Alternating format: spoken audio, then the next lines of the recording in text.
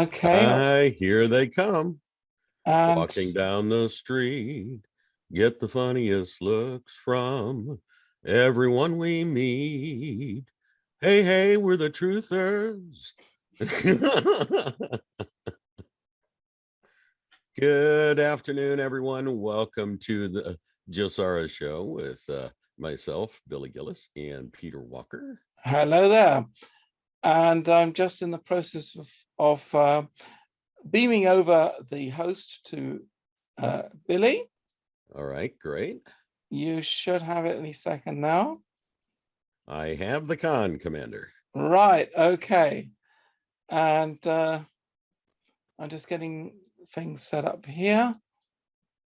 Just admitting everybody. Yes, yeah, we have to admit things here. And just making sure everything is set up properly. Good. Got some people joining in, and everybody's getting in pretty good. Make sure everybody mute your microphones. Absolutely. Well, so they should be muted automatically when they join. Yep.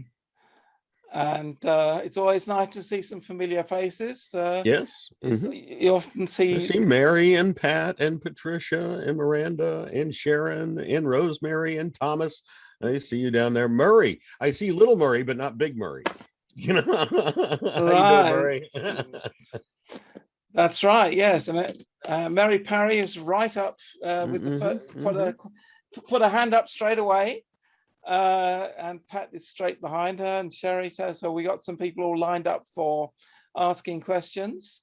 I see Sue Budding there. Hello, Sue. Hello, Rosemary.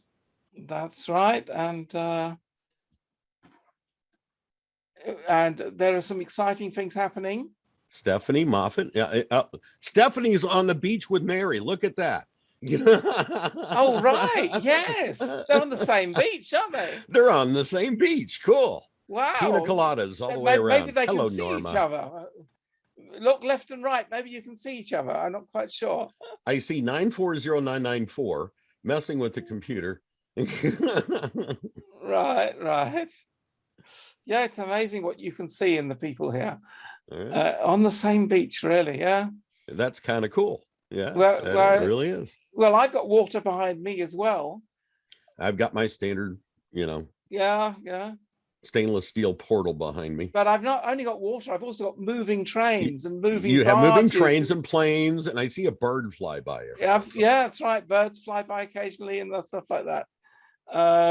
Obviously, I'm not where that picture was taken, but what I did do is I went one afternoon into Cologne to that location with a camera, and I just basically filmed for a long period what was just happening, and I've put that into a video as a backdrop. So that's why why it looks rather living, because I thought that would just look cool to have a real moving background.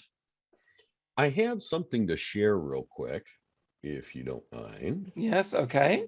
Okay. I was noticing somebody, you posted this, okay, and I did not realize this. Everybody, do you remember the notes that came out that we saw pictures of? These notes right here that we've all seen, okay, it was hidden on them, all right, in the first pictures that we saw. This was blurred out and this was blurred out. Okay. Right. I want to show you something a little bit more interesting. What does it say right there? Federal Reserve note. This was a hoax. These were printed last year by the Federal Reserve. Right. So these are not the notes that we are going to be getting. Okay. It says right down here, and here is the Federal Reserve stamp. Let me show you this a little bit closer up. You can see it says Federal Reserve System. On the original pictures that we saw, these were blurred out. Right. They were not on there. So these are fake notes that were produced by the Federal Reserve to fake us out. Ah, okay. Okay. So just these are not the notes that we are going to be getting. I had questions about this because of the moon landing shot, and Ulysses S. Grant being on there, things of that nature, because this was faked. Okay, the moon landing, and of course Ulysses S. Grant was the one who signed off on the 1871 act that put us under Admiralty law. So, right. so these are fakes. Okay, that's not what we're going to be getting. Okay, so just an FYI on everything there. Okay, but Right. that's what I have this morning. Oh, All right. wow. Okay. All right. Well, that's interesting. I wouldn't be getting those. Well, at least I don't think so, because Right, but I'm in Europe, that's the US. That's the US notes. But those, the original ones that we found, didn't have those, the Federal Reserve stamps on them. Right. All right. So obviously something had been changed. Well, whatever. We will find out what we will be getting probably pretty soon. So I'm looking forward to finding out. It looks like it's going to be the beginning of May when it is all announced to the public, and with a little luck, we'll get our chance to have our meetings, or at least arrange the meetings between now and then. This is quite hot news right now. I put out some messages yesterday on the Telegram channel, which had got a lot of people excited, and so let's. And we saw that the Queen was supposed to take a helicopter ride yesterday. That's right. And she did, but she made it safely. So supposedly. Okay. Right. Okay. So, we were like, okay, we heard that she was probably going to go down in a helicopter crash about 6-9 months ago. And the helicopter flight was yesterday, and it was all timing together. And I was like, 6 o'clock could be dangerous. Well, that 6 o'clock, 6 o'clock UK time is noon my time. So I was like, yesterday at noon, I was like, when Charlie came on, I'm waiting for the Queen to go down on a helicopter crash. Didn't happen. Sorry. Didn't happen. No. Well, maybe when she wants to return. That could be. All right. Let's that see. was I got supposed somebody to with be today. All right. I got people with their microphones on. Yeah. So I'm taking care of that. Okay. So let's get into it, Peter, shall we? Yes. Okay. So it's on to the onto the Intel for today. Let me take my headphones off so it's a bit more comfortable for me, and then you can see the trains going by. Probably all the better. So it looks like the Wells Fargo Bank has received the codes to have access to the funds. I remember anybody who follows Mark Z will know that Mr. C is always talking about receiving the codes, which he enters, and then the system switch. Well, it looks like those codes are out there. Whether they've been put in or not is another question, but whatever, it does seem to be very close. What happens when these codes are put in? Well, that gives the Chinese yuan full access to the International Monetary Fund's basket of global reserve currencies, known as SDRs, that means special drawing rights, which replaces the United States dollar as the most influential global currency in the world. The new currency is going to be called United States Note, USN, as opposed to USD. Now, what they will look like, well, obviously we don't know, because the ones which we've seen images of Billy has just shown is not the case. And so things are hotting up. There's going to be a subtle press release which will be put out, which will invoke the gold standard according to the United Nations agreement. This will be ratified worldwide, and with that, the currencies flip to the new system. All Reno sub-leaders are expected to have 100% access to the newly renewed USN accounts for immediate payouts. That includes the Admirals Group, whatever that means. So the gold-backed yuan will replace the United States dollar as the most influential global currency, we're told. Now,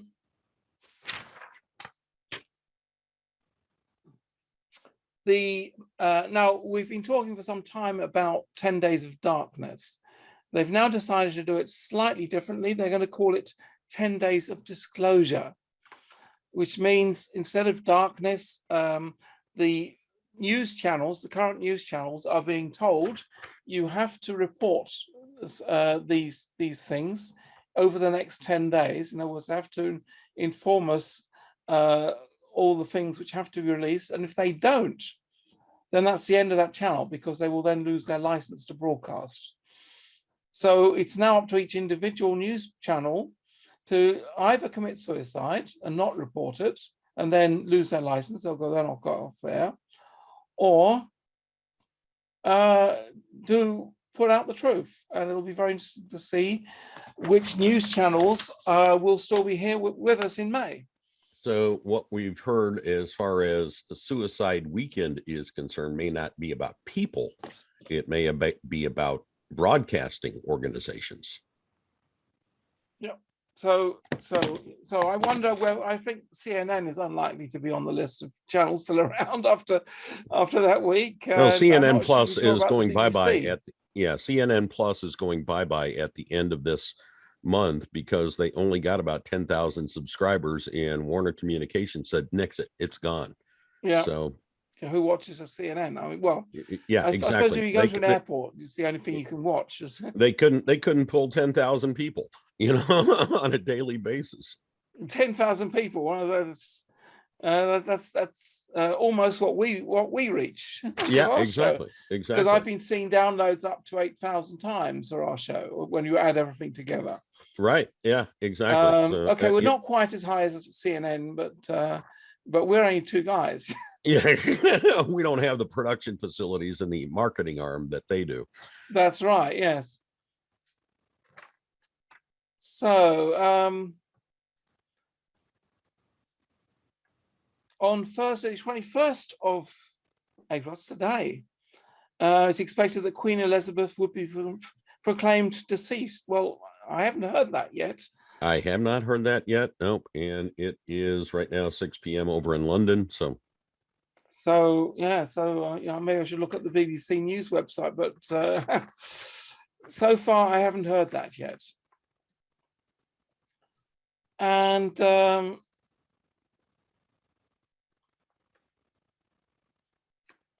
planned global food crisis is growing fast as sanctions against Russians has produced global fuel and fertilizer shortages. But I think we know that.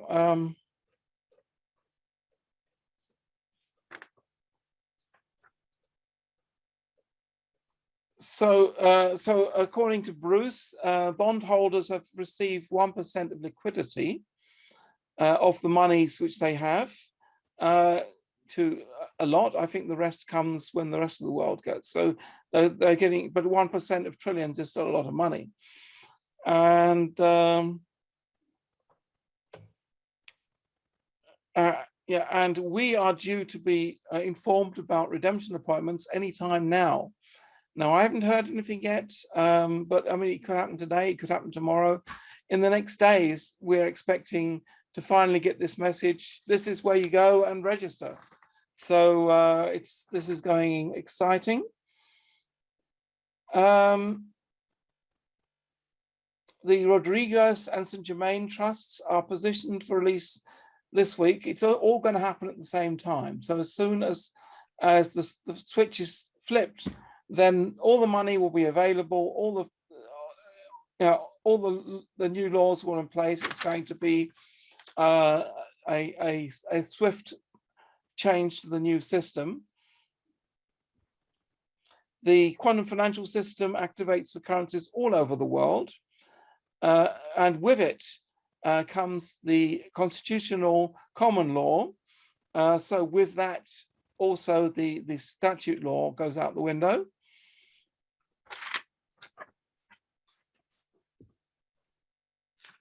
And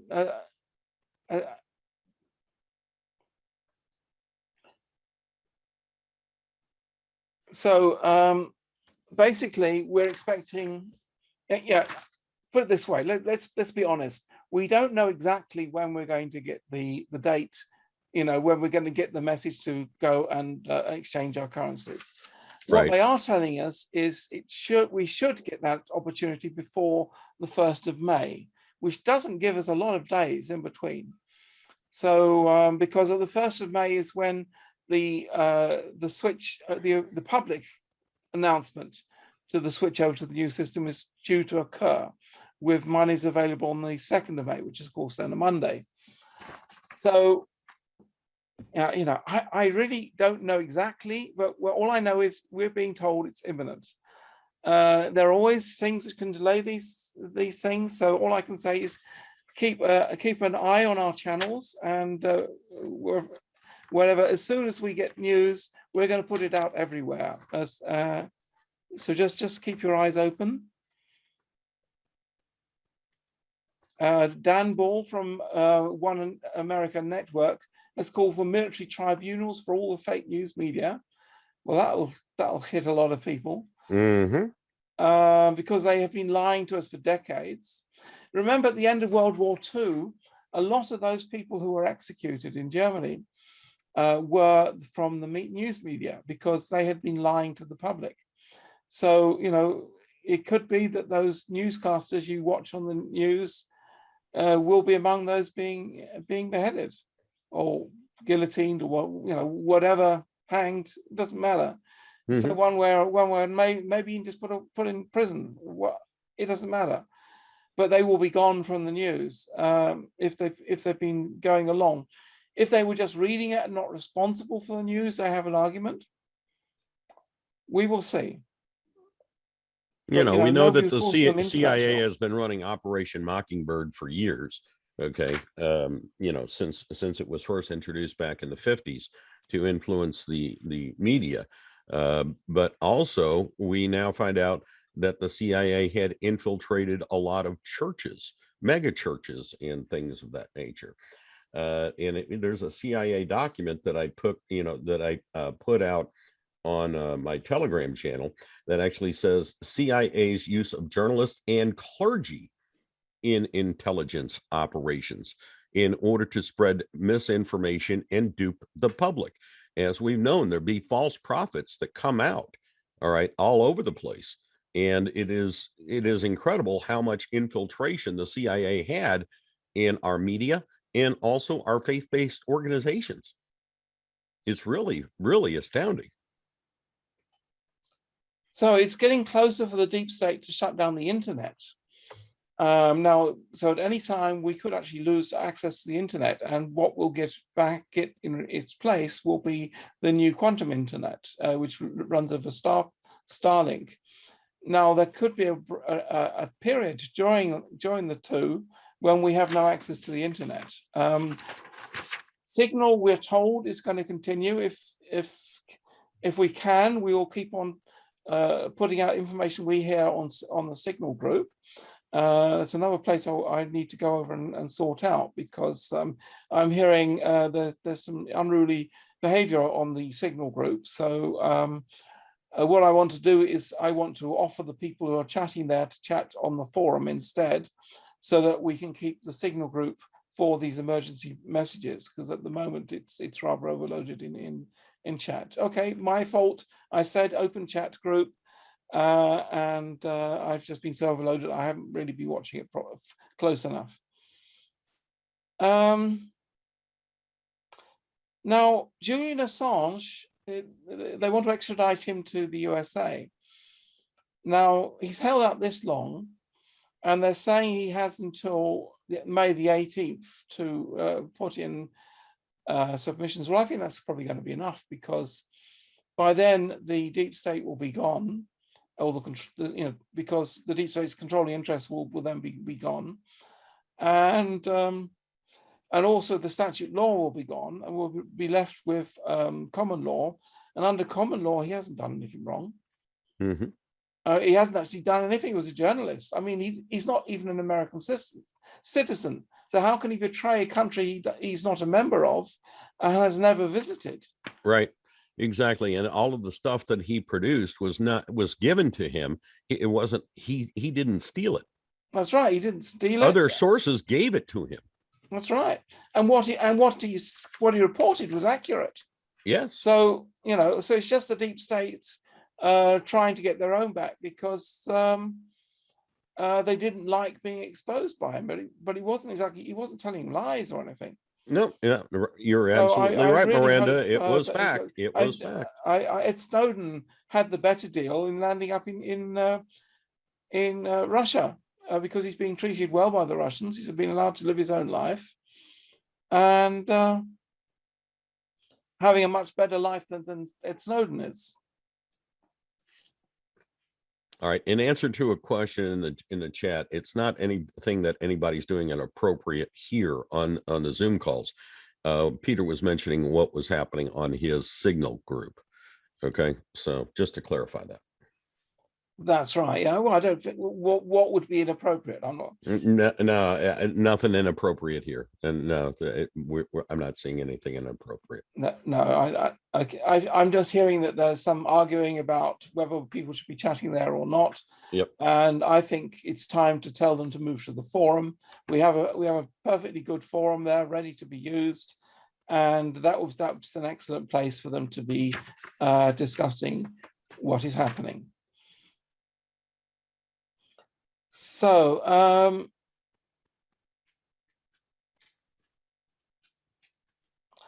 now Musk is trying to take over Twitter. Well, that is something I would agree with, because Twitter is, I mean, it's a massive platform. Nearly everybody has an account with Twitter. Even I have an account with Twitter, although I haven't used it much. And it's been in the control of the deep state for far too long. So Musk taking it over and making it into a freedom or a free speech platform would be an excellent move, in my opinion. So power to Elon on that.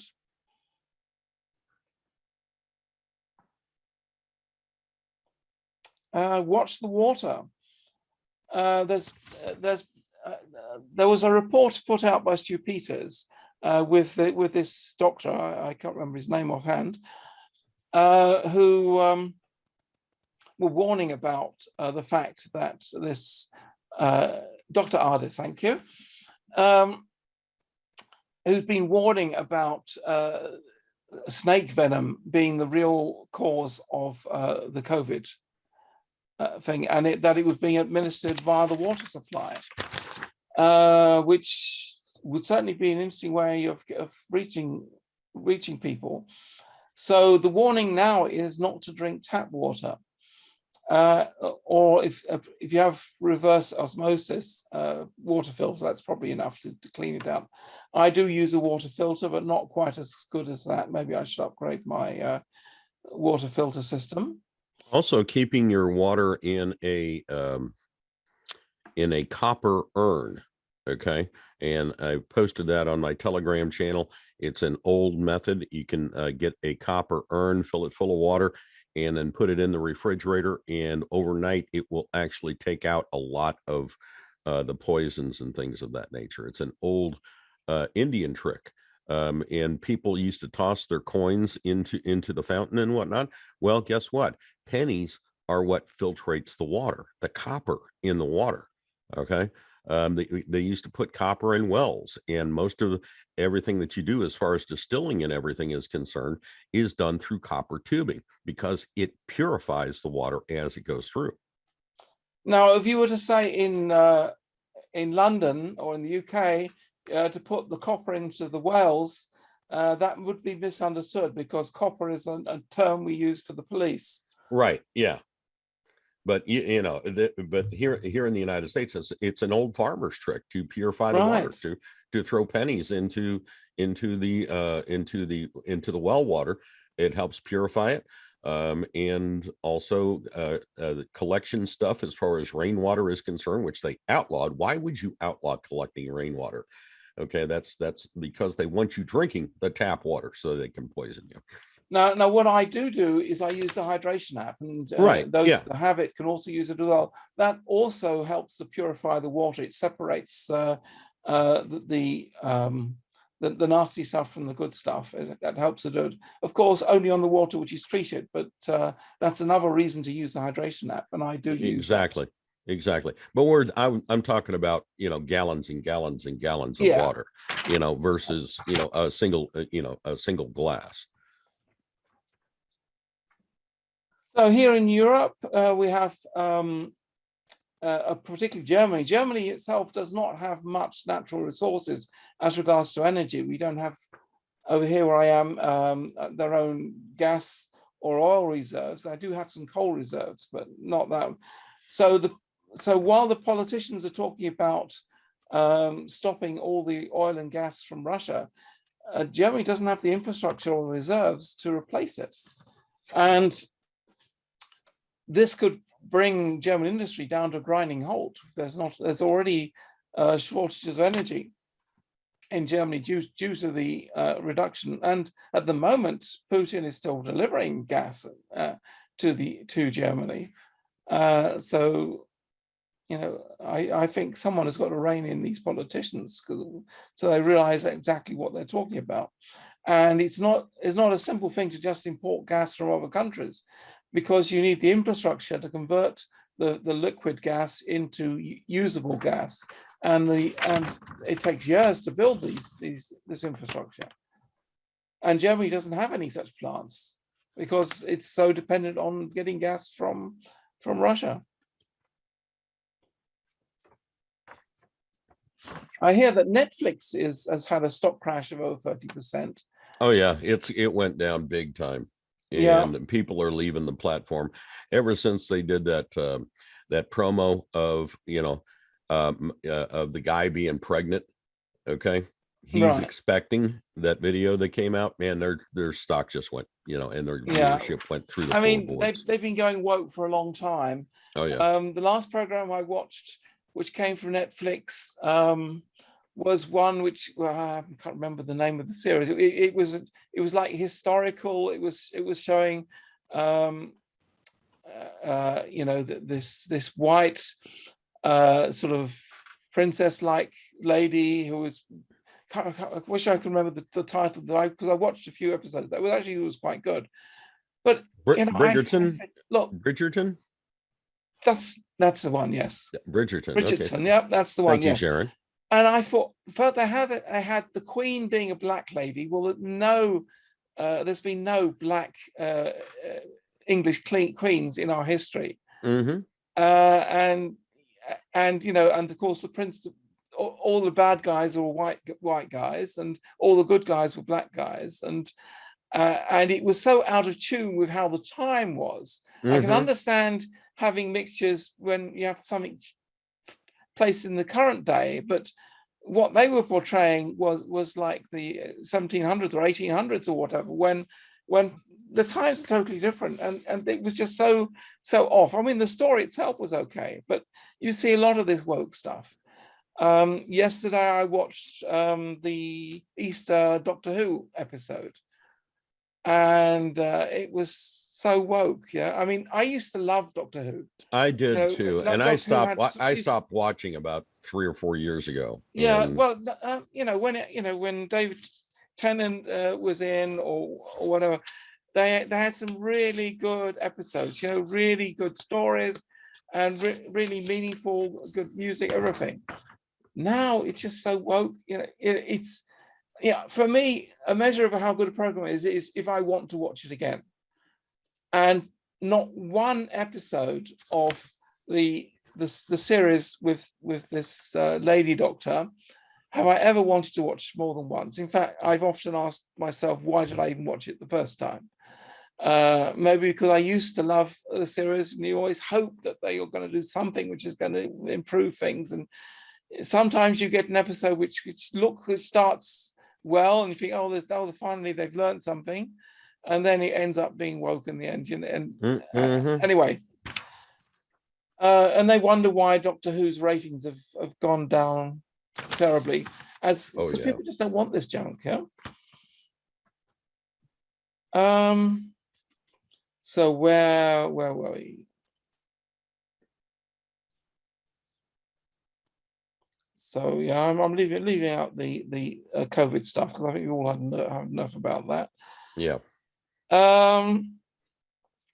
The Democrats passed the NASA bill. Well, NASA itself, we understand, is not quite so legitimate. Oh no, it's not. I mean, all it is a money laundering project at this point. And hidden in the bill were the HR1 and HR4 bills, which give power to the Democratic Party to manipulate the elections once again. Well, I think when GESARA comes in, then they're out of luck with that one. And so, you know, but all the same. Yeah, interesting. Craig just posted in there in the current series of Star Trek Picard. Okay. And he posted in there, it says it involves a bad guy called Q. All right. Well, that series has gone woke as well because they're portraying Q as a bad guy to subliminally make you think that Q is bad. Right. But Q, to be fair, actually Q was always a kind of nefarious character right, he was not just now. He was always causing trouble, but he was more playfully troublesome. He was more a nuisance than actually such a bad guy. Right, but he also exposed truths about everything too. That's right. Yes, in a roundabout way. You know, he did it by making them realize that they had been lying to themselves about certain things. Yes, he made them aware of the Borg and things like that, and so that Federation had chance to prepare for the Borg because they needed to. Exactly. Yeah. So yeah, the Q is a good thing.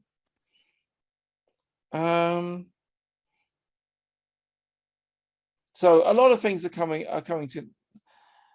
together. There's a lot of court cases happening in Gitmo, Janine Mountains, and various other cases.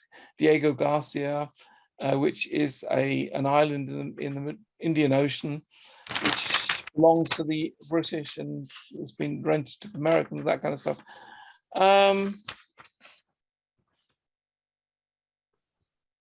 So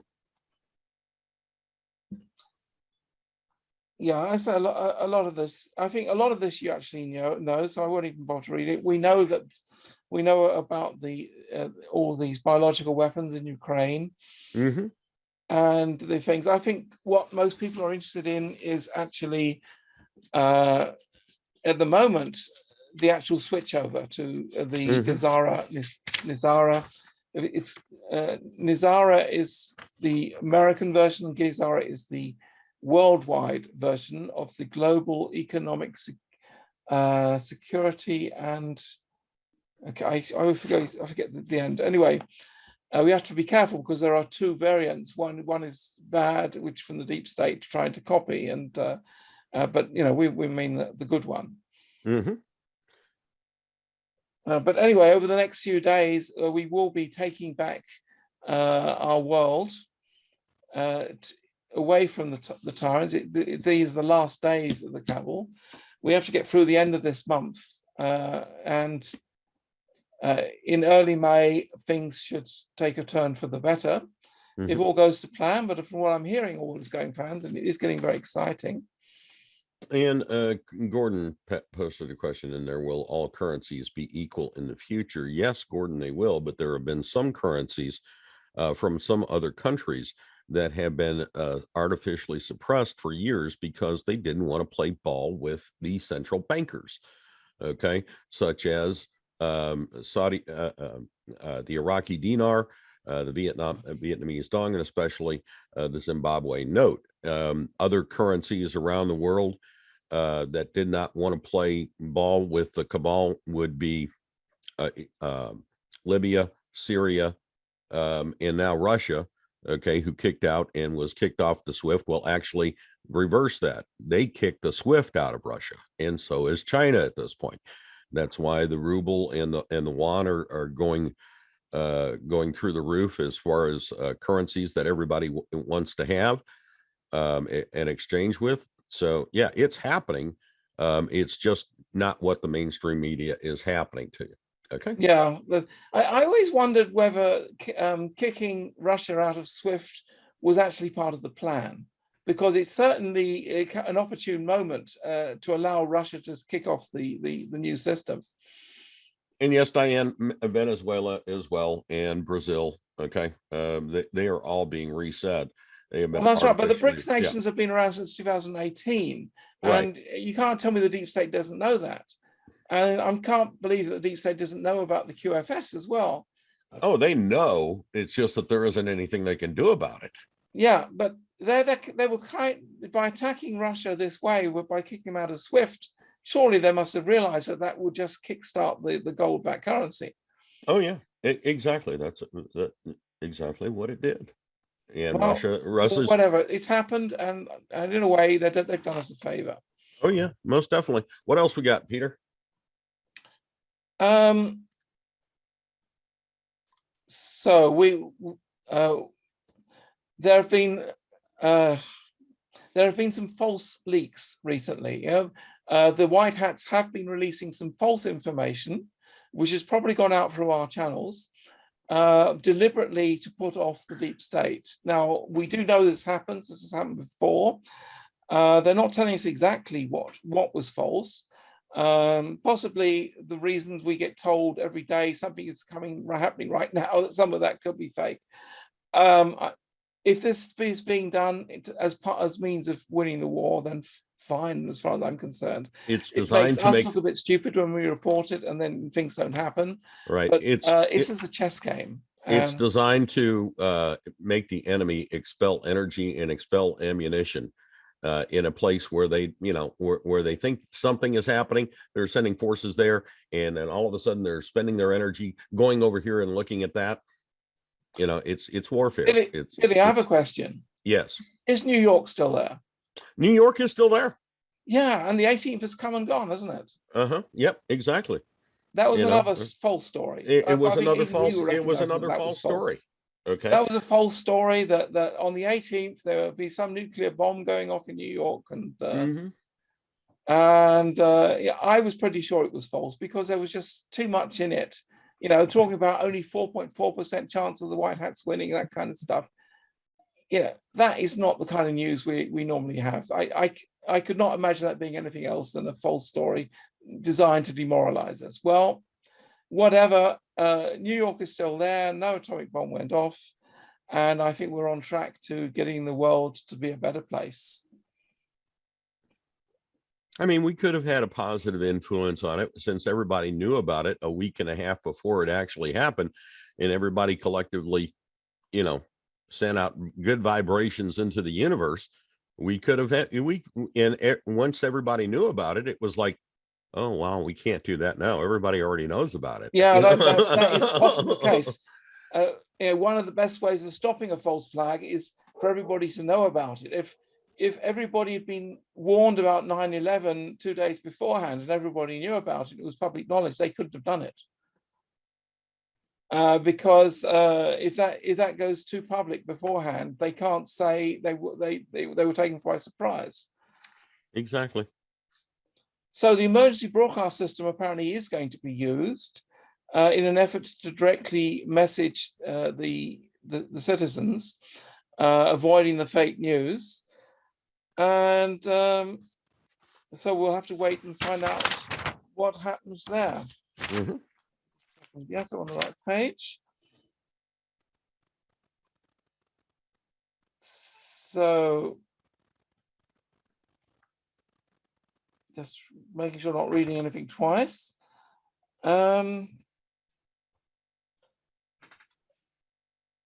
So, bondholders' monies is being moved through the European Union at the moment. I'm not sure the EU is going to continue, to be honest, because I think it's going to get knocked out with the rest of this. Yeah, because all the countries are going back to their own sovereign state. Germany is probably one of the head countries of Europe, of the EU. So I say I'm very interested to see what happens there.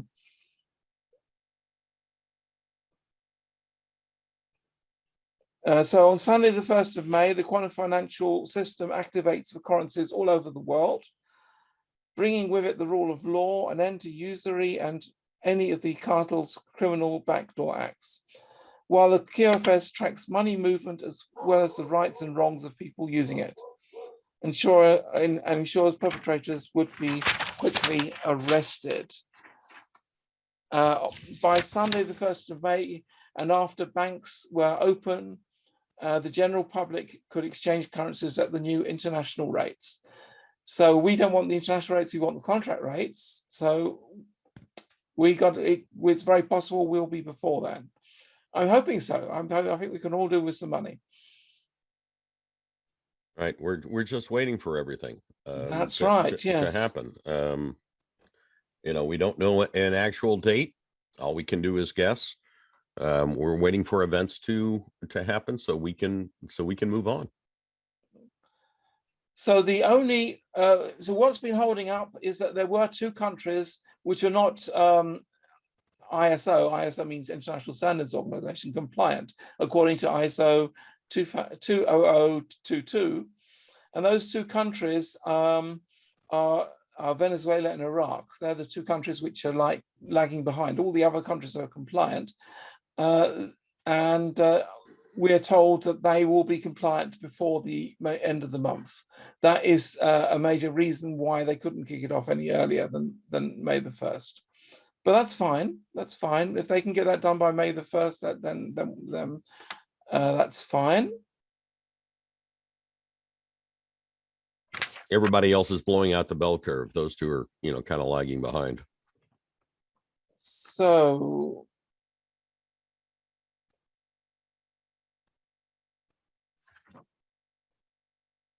I'm just reading how some of this repeats itself. That's why I don't want to read the same story twice.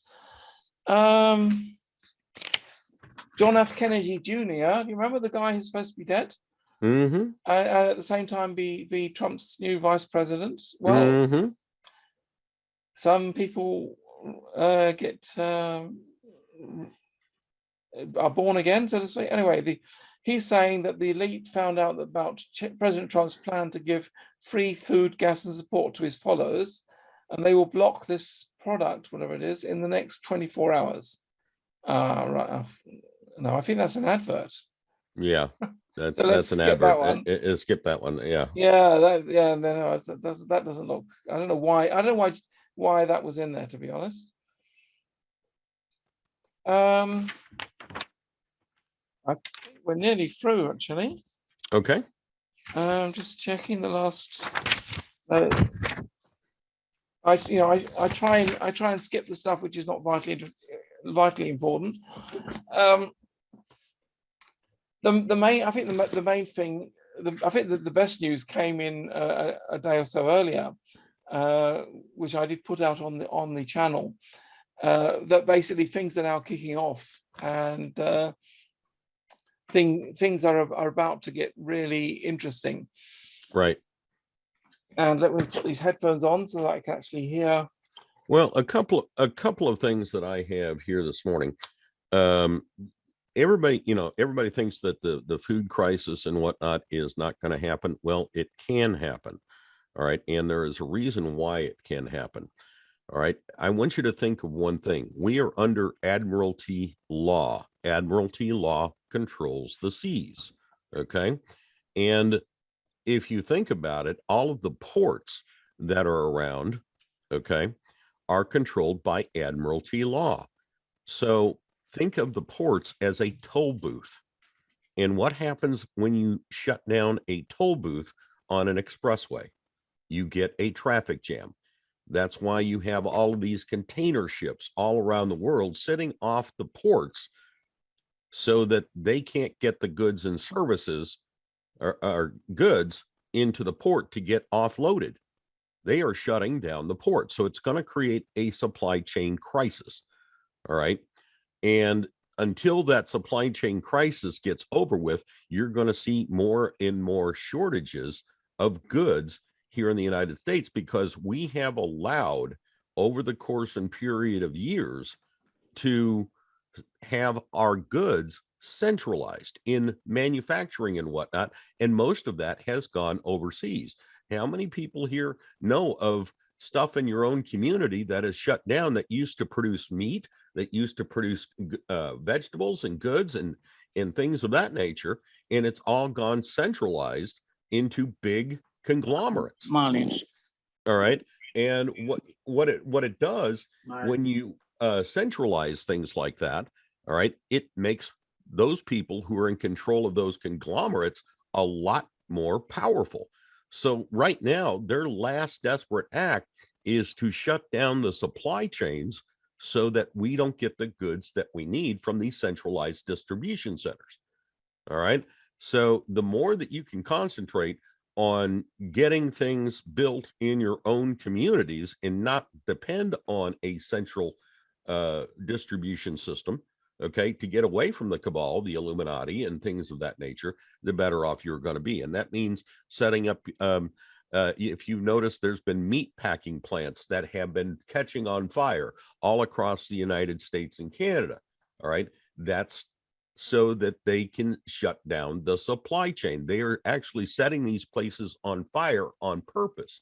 Also, the bird flu thing that you've heard about chickens and geese and things of that nature, that is a false narrative. They have been actually poisoning these chickens in order to shut down the supply chain at these big conglomerate processing plants. All right. So again, the more you do things locally, all right, supporting your local farmers and getting stuff from local meat markets and things of that nature that have their own butchering facilities or farmers markets for vegetables and things of that nature, that is going to promote good, healthy stuff from your own community instead of from these centralized places. Okay. Yeah, that's right. I mean, I know my backdrop shows you the center of Cologne, but I'm actually living on the outskirts of Cologne. And literally, it's like a 20-minute walk to a local farm. So I can actually go to a local farm where food is grown locally and get food that way, which I think is a great advantage. And we have to make sure that we know where we can get foods and stuff, and preferably get a year's supply of food as soon as we can afford it and we can find space to put it in, because food we have ownership of and have in secure locations where it's not going to be taken away from us is the best security we have for surviving this coming year, because there's definitely going to be food shortages, irrespective of what happens in May or not.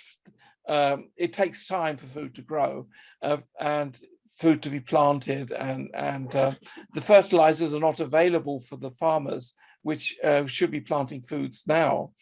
So we're definitely going to be having a shortage of foods. So we can't stress enough, make sure you can eat for the next year. All right. Are we ready?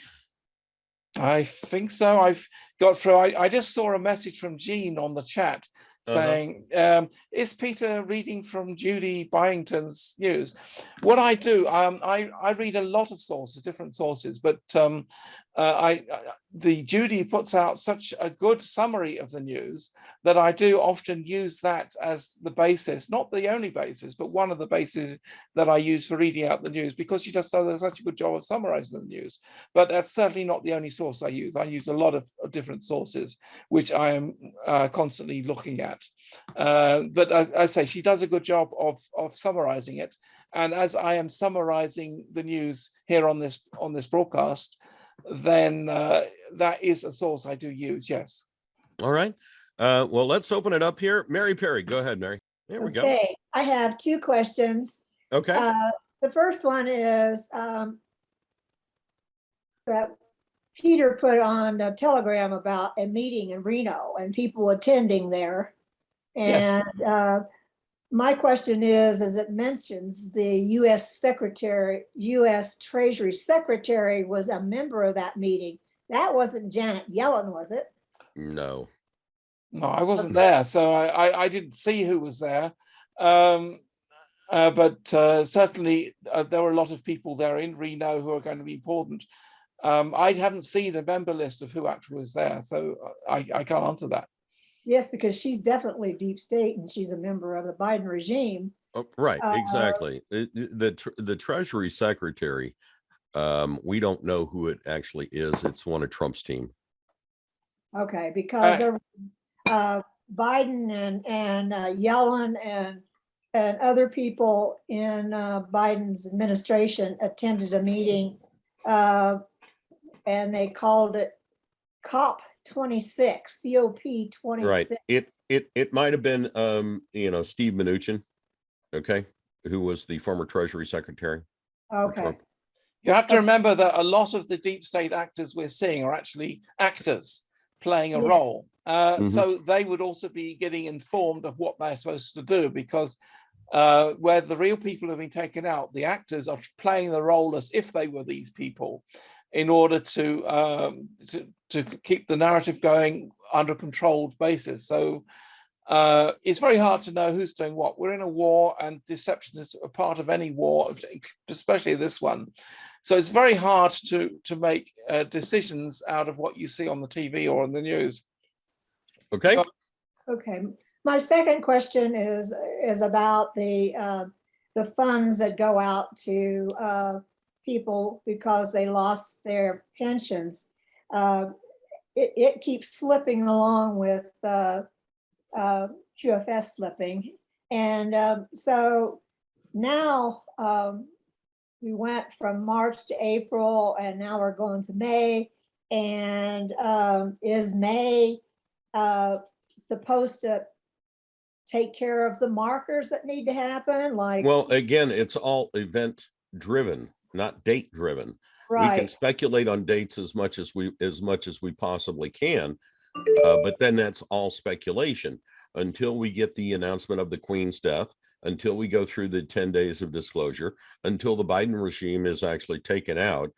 We're kind of in a holding pattern. We're in purgatory at this point. Okay, so that's what I thought. So those are still markers. Yes. Now, one date we've been told quite a few times is that April the 22nd or April the 23rd is supposed to be Freedom Day. Right. Well, and tomorrow is Earth Day. That's right.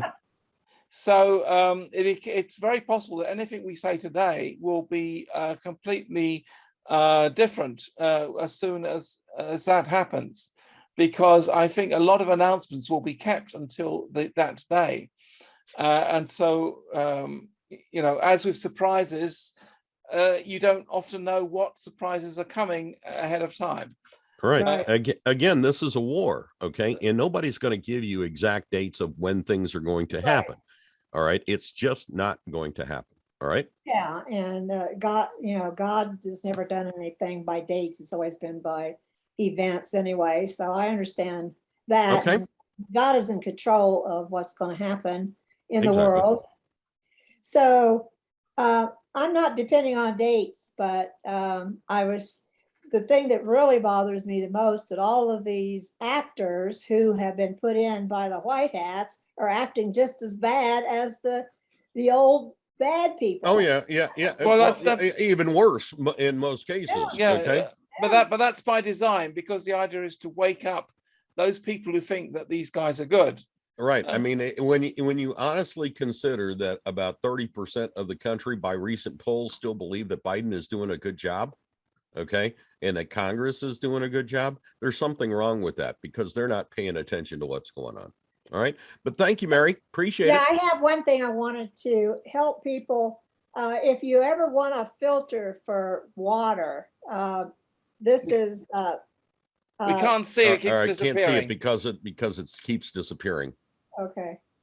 All right, but whatever it is, post it in the chat. You can travel. You can put in your suitcase, and you can get it at www.naturalactionwater.com. All right, put it in the chat. Put it in the chat. Okay. All right. Thank you, Mary. Bye. All right, Sherry, go ahead. Hi, and thank you again for this session. This is really helpful. So my question is about the project. I've recently met with the director of a local nonprofit organization whose mission aligns with that of my project. Right. And we'll work together. They're helping me with the business plan. So my question is, do I mention that in the PowerPoint or do I not mention them at all? Well, if you're doing their project, they should be mentioned. I mean, you should be open about who you're talking about. Your business plan should say who's doing the work and who you're working with, and you know that you don't want to keep secrets away from the people giving you the money. Right, exactly, because you know, if they're going to be the ones managing the thing, they want to know who they are. Right. Well, I just wanted to make sure. Thank you for that. But in terms of the finances, because when we were working on the business plan, the question did come up. And I didn't, give away anything I wasn't supposed to, say. But the money, if I understand it, would come to me and I would disseminate it to them, and we would be working on this together. Is that right? Yeah. Okay. Yeah, but be open as to who you're talking to. I mean, because from their point, if I was one of the people deciding, I would just see Sherry and I say, well, I can't even see what she looks like. And I'm supposed to be giving her trillions. Right. I would want to know a lot more details than that. So at that point, you become more of an investor instead of a project manager. Okay. Okay. Does that make sense? Yes, it does. Yes, it does. Thank you. I just didn't want to include the name of the nonprofit without asking you. So thank you. Oh yeah.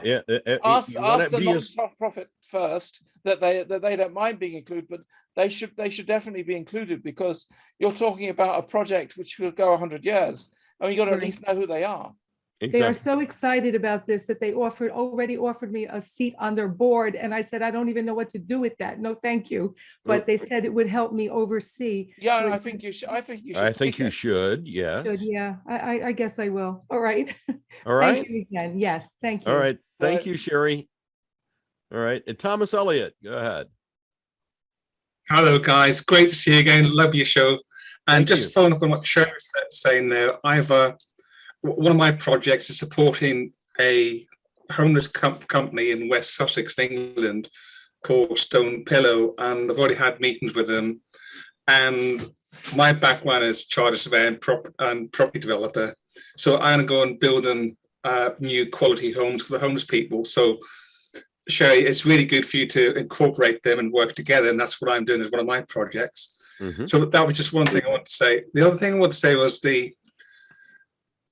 Peter, you were saying about the mainstream media been given the option to tell the truth or do something, but I think the mainstream media have sold themselves down the river years and years ago, and surely the EBS should just come out, clear them all out, because, I mean, on the English BBC and even ITV with Dr. Hilary Jones and those people, they've sold the devil, haven't they? And how can we give them any leeway to try and do the right thing? I think they're just trying to be fair and also give them a final chance.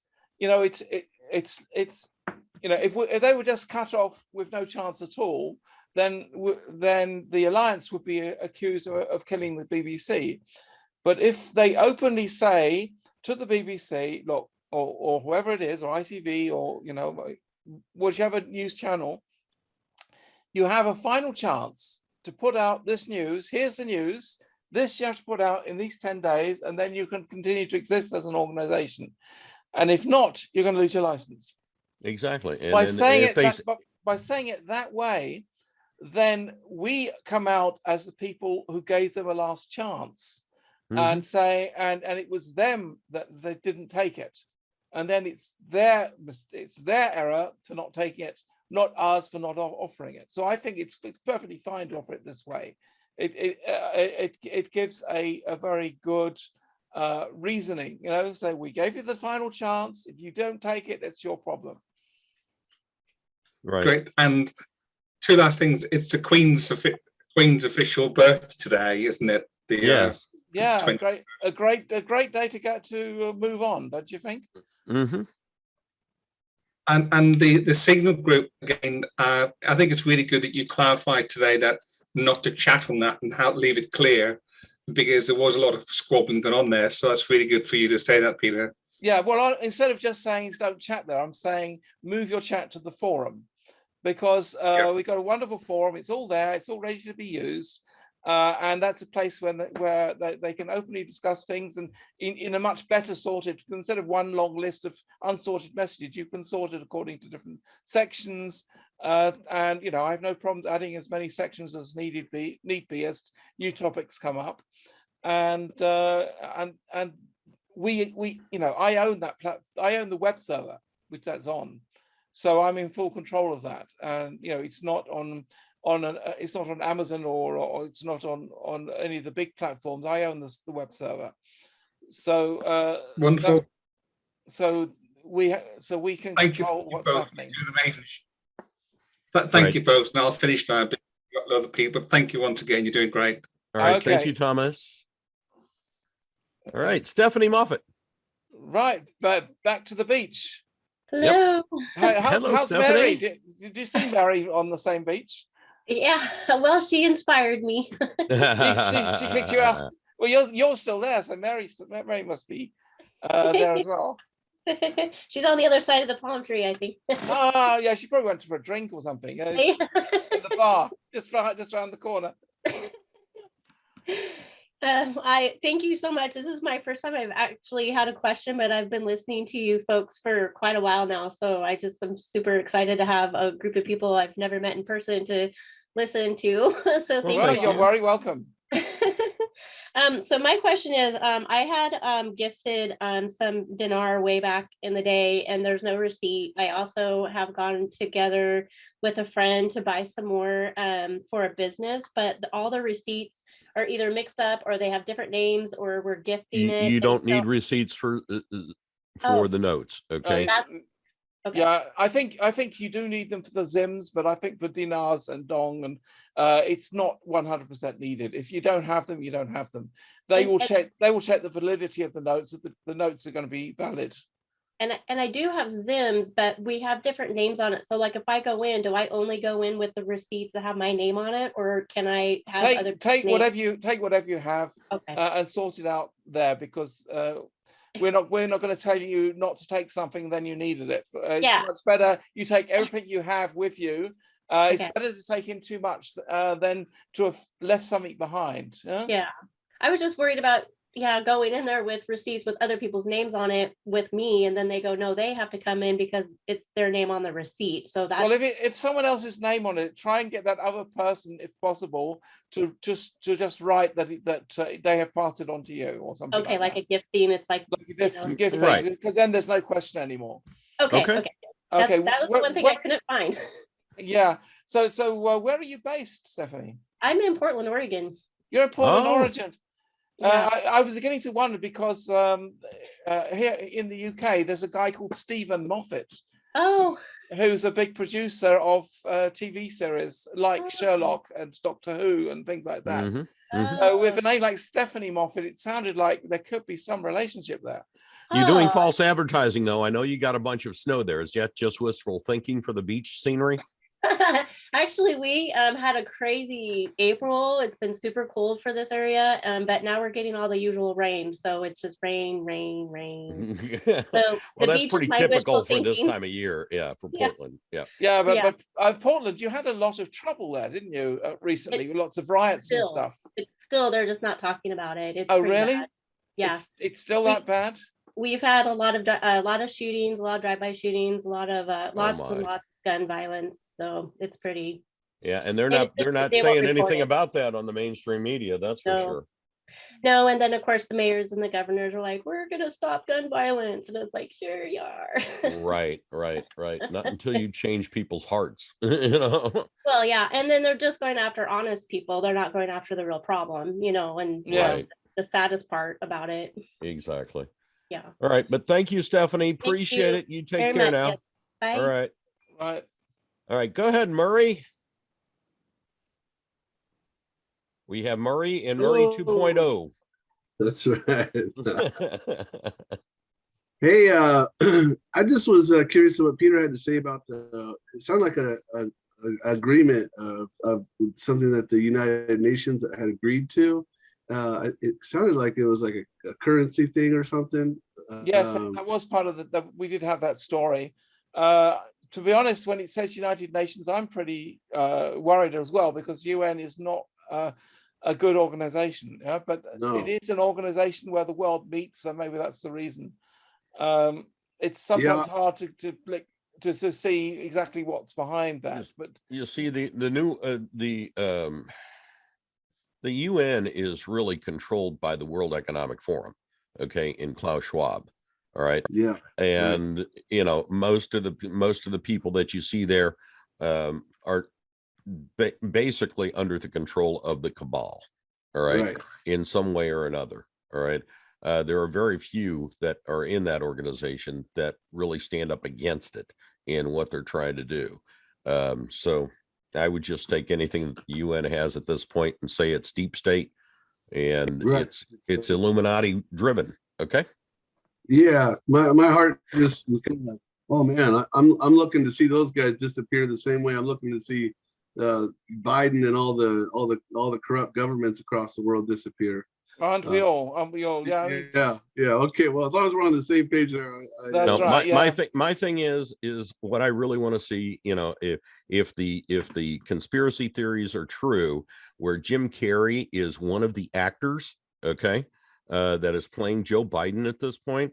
All right, I want him to come out, walk onto the stage with the Ace Ventura strut, speak into the microphone and say, good afternoon, good morning, good evening, and good night, and then do the Snagglepuss line, exit, stage left. What I would like to see is for him to go in front of the camera as normal as Biden, and do part of his Biden's thing, and then stop, and then just pull the mask off. Yeah, me too. Yeah, that I'd love to see. I'd just love to see him pull the mask off and say, hey, you guys, I've been fooling you. I'm Jim Carrey. Some type of unmistakable revelation, right? Yeah, that's right. Well, pulling the mask off would be pretty unmistakable. That would do it. Yeah. All right, guys. Thank you. All right. Thank you, Murray. You know, and you know, we mentioned before that Pelosi has been playing by several different people as well, including Joan Rivers and Michael Jackson in drag.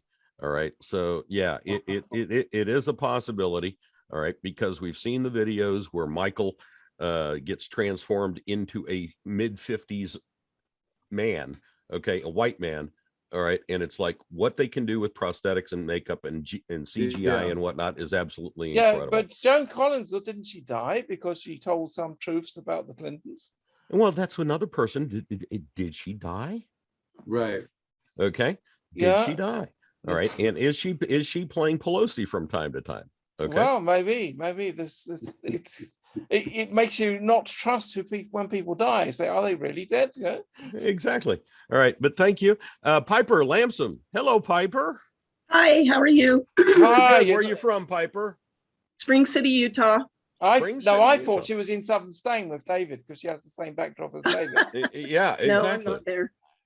All right. So what have you got for us today, Pyper? I just have a couple of comments or insights that I wanted to share.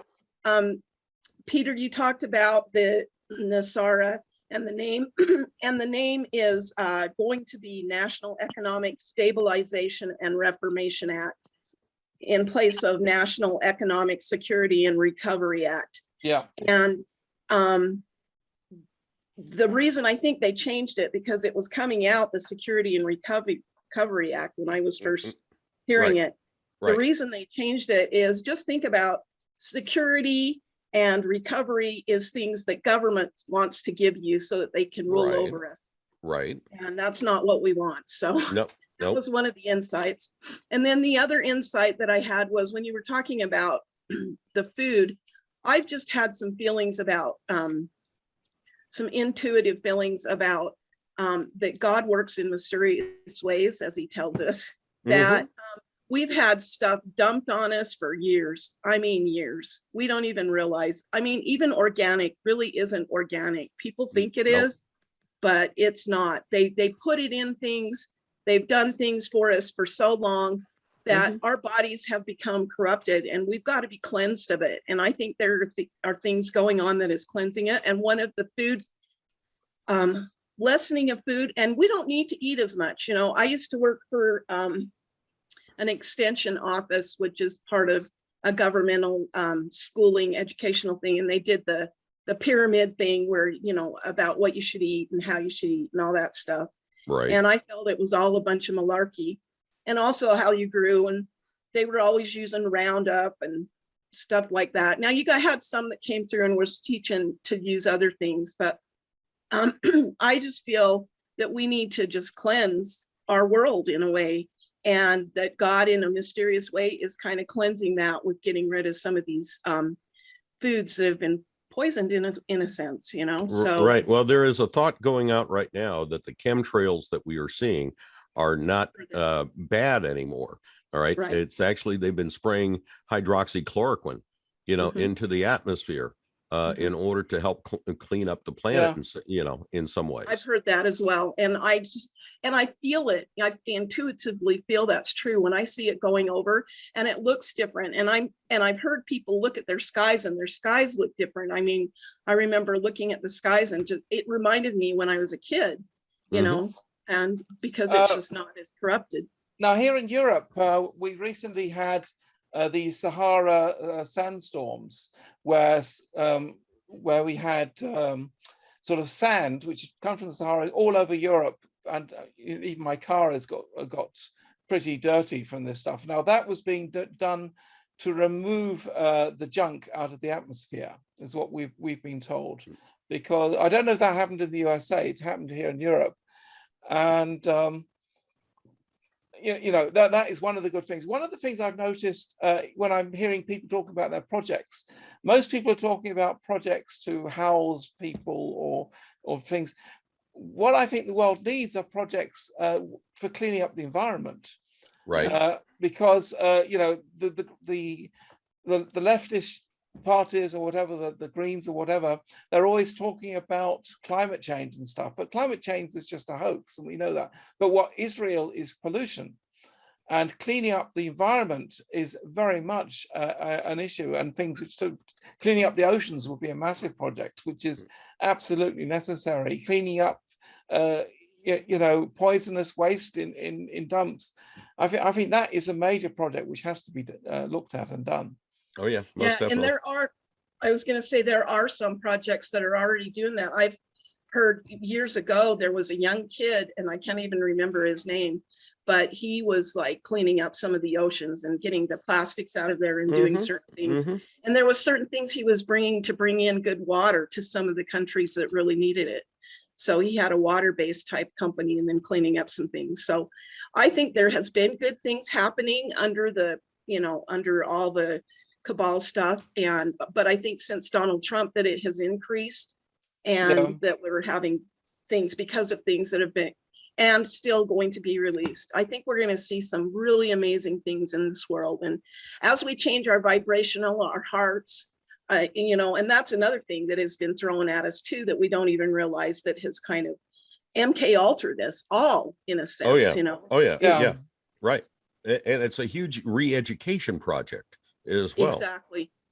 Exactly. And my project, my husband and I have had this for years and years and years, and we've tried to get funding in the past, and so we're so excited that this is coming, because it's like even evolved into just a greater thing, and then for our area, and then we're going to go outwards as more to other places. But concentrate on local communities first, and then branch out from there. Take care of home first. Right. So we're excited. But anyway, thank you for letting me share. That's what I wanted to share. Well, thank you, Pyper. Appreciate it. Very nice. Very good. All right. Derek Betts. Derek? What's that big thing hanging? Is that your microphone? That's his microphone, it looks like. He's hiding behind it anyway. He's hiding behind it. Go ahead and unmute there, Derek. Hi, guys. Hey. Hi. It's a hacksaw. It's a hacksaw. I'm in the garage. All right, we got hacksaw Derek Betts in the house. Okay. Billy, I'm working in the garage on my bikes while I'm listening to you guys. Listen, I got three quick stuff. First of all, guys, what a fantastic job you guys are doing. Thank you. Peter and Billy, I'm not joking. Unbelievable. The information you gave me 3 or 4 weeks ago now, I've been on CDS and I've also been taking MMS. The difference of when I've started taking MMS is unbelievable. So great, thanks for that. And loads of people there. We'll see. I mentioned earlier about copper. The Egyptians are what invented copper jugs. Yes, thousands of years ago to purify water. And then, that is correct.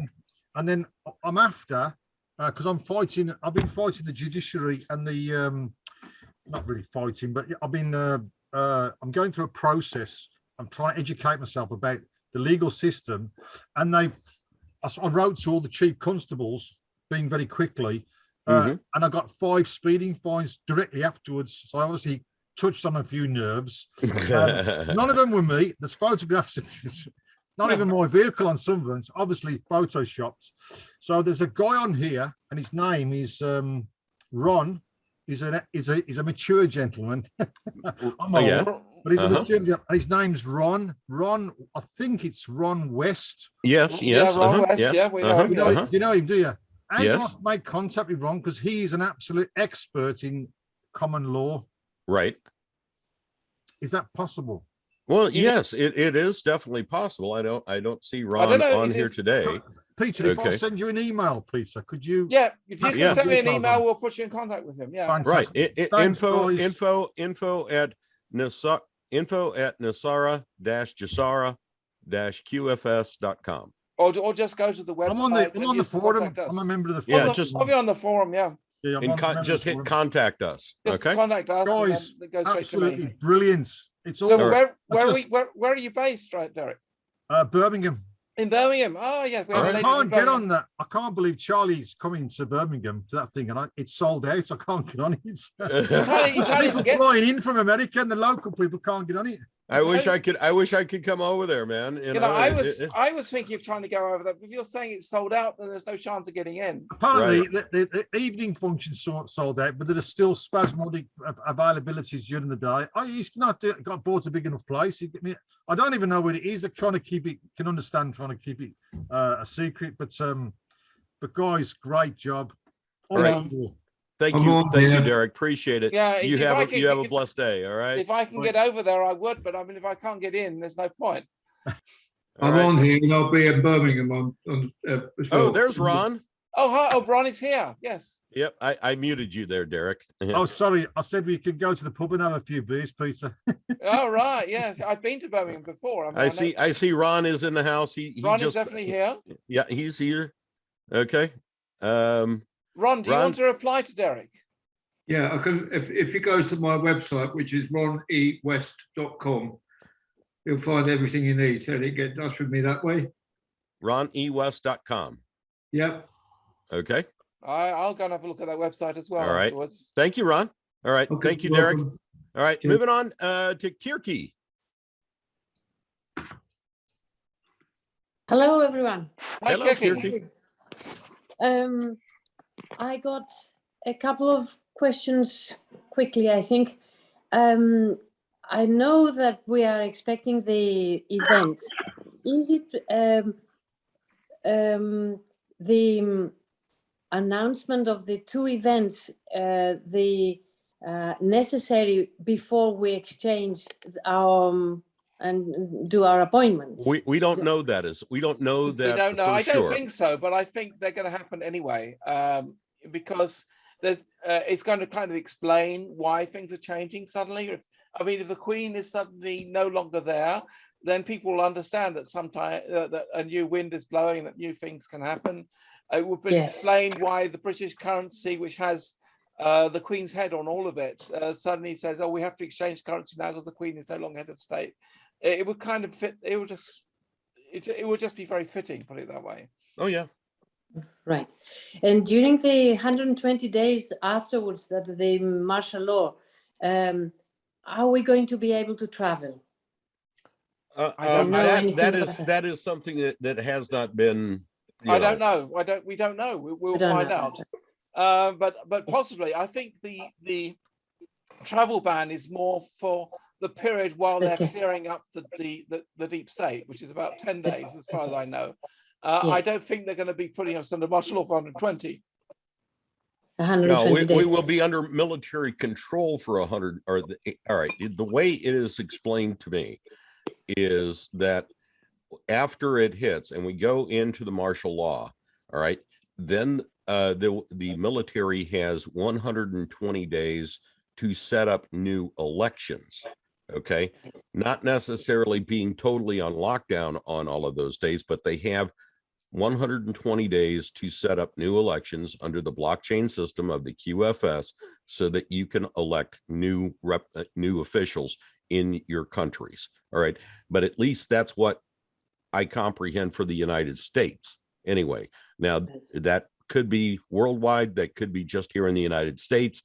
Don't know for sure, but that's the way it was explained to me. Okay. Okay. One quick one. Valerie was asking me about the $10 that we have to register before we do the appointment. Will it be after we've made the contact and we will know where to deposit these $10? We don't know exactly. Just be ready to pay $10 if they ask for it. You know, when they ask for it, it depends on the center you're going to. Yeah? All right. Okay. I don't think $10 is an issue. All right. Thank you, Kyrki. Okay. Pat Bishop. Hello, Pat. Hi guys. Sorry. Hi guys. So is the Queen still alive? Yes, at the moment. Yeah. They've even done the ceremonial band for her birthday. Yeah. Right. So I've got a couple of concerns which you may not be able to answer them for me. Okay. Given that there's so many people going through this process for the Tier 4B, and they seem to be reducing the time that we're going to be able to get in touch with them. What happens if some of us can't get in touch and make an appointment? What do we do? Well, the way I understand it is that we will have 10 days in which we can arrange an appointment. So within that 10 days, we just have to make the call, either for a website or for a phone number, an 800 face, and just call and say, look, I want an appointment, and then they will allocate us an appointment. So that is we have to do in this 10-day period. We don't actually have to have been at the appointment in that period, and I'm pretty sure they won't be able to process this all in 10 days. So our actual meeting could well be sometime in May. It doesn't matter. That's when we get our money exchanged. No, that was it. That was the point. What if we can't get an appointment made in time? And I think they have enough people. Believe me. Okay. They have many thousands of people ready to answer the phones. And operators will be standing by. And I don't think there's that many people who actually know about what's happening. I mean, you ask amongst your friends, how many people know about the Zim and hardly anybody, yeah? In the UK, probably 100,000 people know about it. I don't know. So I think you won't have a problem getting an appointment, particularly if you get it before the big announcement. We think about it this way, that, you know, we know our little group here, okay, of how many people we have that know about this type of stuff. All right. When you think about how many people are around the world, you know, nearly 7 billion, all right, and how many people actually know about this, I'd say it's less than 1%. Okay. Much less, much 0.1%. All right, much less. All right. And whenever we talk about this type of thing, you have to go back to the story of the walls of Jericho, all right, in the Bible, and how God weeded out his army, Jacob's army, in order to get everything. And, you know, he said, those people who want to go home, go home. All right. Those people who stand there and drink by bringing in the water up to their mouth, okay, from the river, then those people you keep. The people who flop down on their belly and put the face in the water, you send home. All right. And he kept weeding them out until he had a certain number. All right. And then that was the number of the army that came through. So there's going to be a weeding out process of those of us who have Zims and whatnot. It will come down to what is in your heart. All right. How do you want to approach it? It's going to be a weeding out process. And those people who are greedy and whatnot and only just want the money are going to be weeded out. Period. Okay. Okay. Yeah, thank you. The second part of that, using the same scenario, if you had to redeem your Dong and the other one, I've forgotten the name. Dinar. bank or whatever, if you're going in there with large amounts, can they refuse you? No. No, they can't refuse because it's not their money to refuse. Exactly. If you've got legitimate dong and dinar, then it's going to get exchanged. Okay. And if one bank refuses it, you go to the next bank. But it's not. If you want the contract rates, you go to a redemption appointment, which might not even be in a bank. That's what it's all about. This is not about being refused. This is about getting money to good people who have a good heart and who really want to help humanity. If you're going there just because you want money and then live a nice life, that's not quite the point. The point is, particularly if you've got ZIMs, especially if you have ZIMs, is they need people to do the humanitarian work. They need people to organize. You don't actually have to do all the work yourself, but you have to be the person leading a project to do something good for the humanity. That's why it's a humanitarian projects. Because they have the money, but they can't do the work. They need us to do the work. And that's why we're getting well paid in order to get the work. Now, it could be that you say, well, I'm not going to go and do these people, but it's your job then to hire the people to do the job.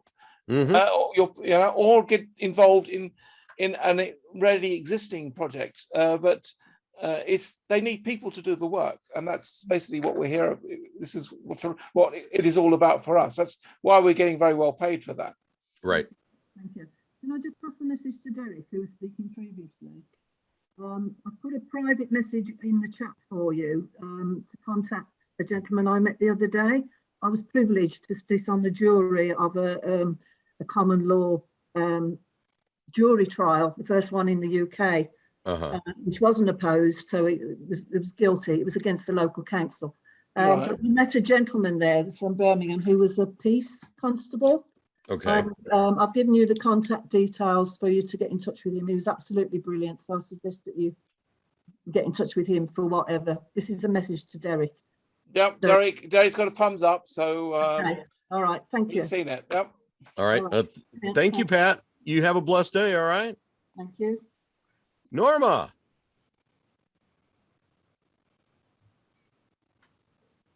Hello.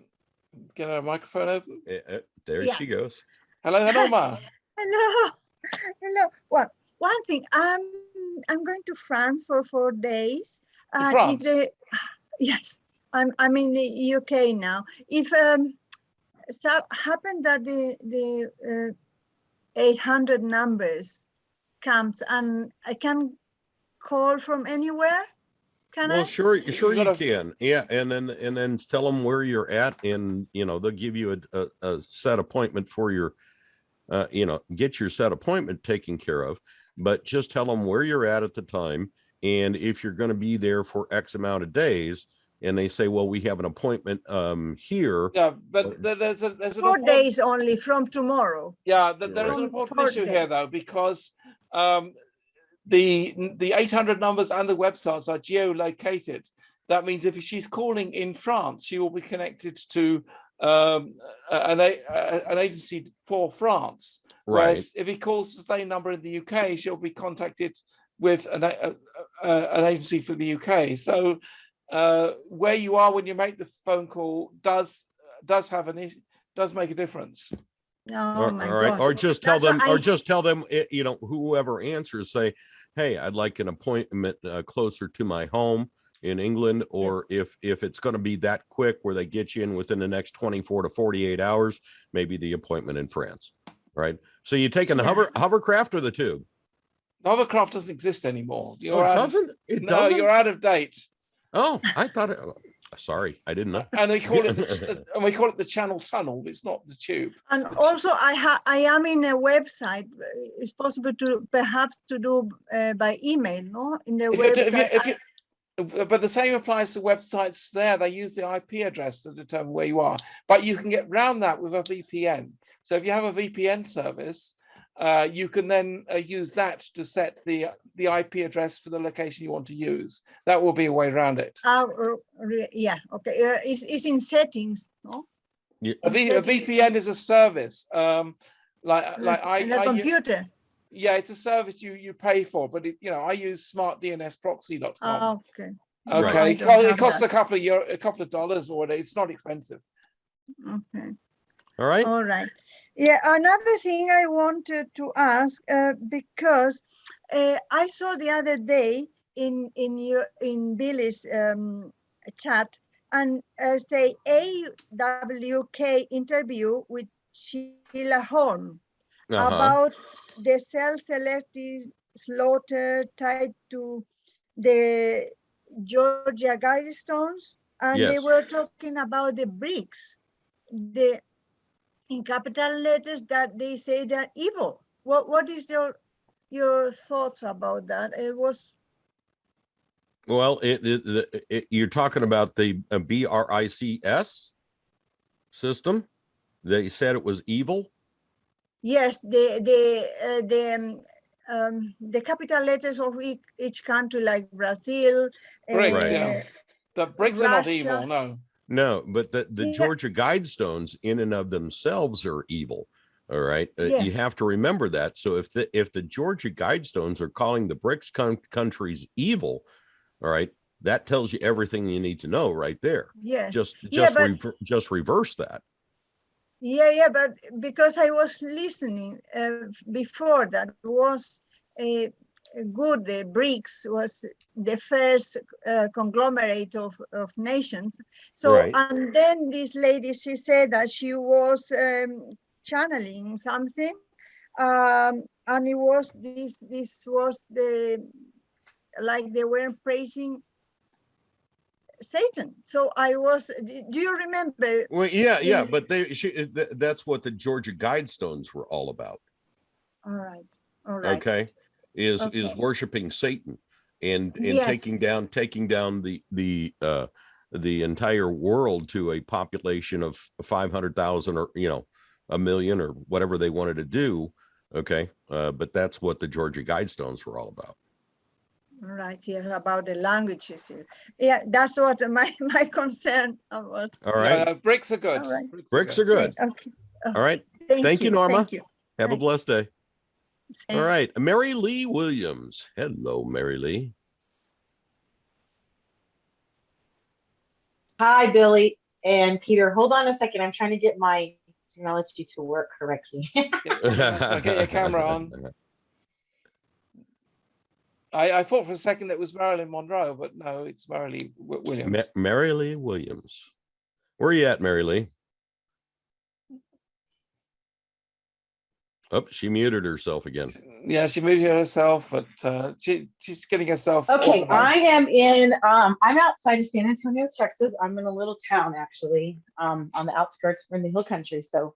Well, I know the hill country very well. Lived in San Antonio for about a year, and then Houston for about 12 years, and made. Well, then you probably know like Bandera or Pipe Creek, and that's where I'm at. Yep. And I'm a big fan of Green Harley Davidson and the Smokehouse there in, right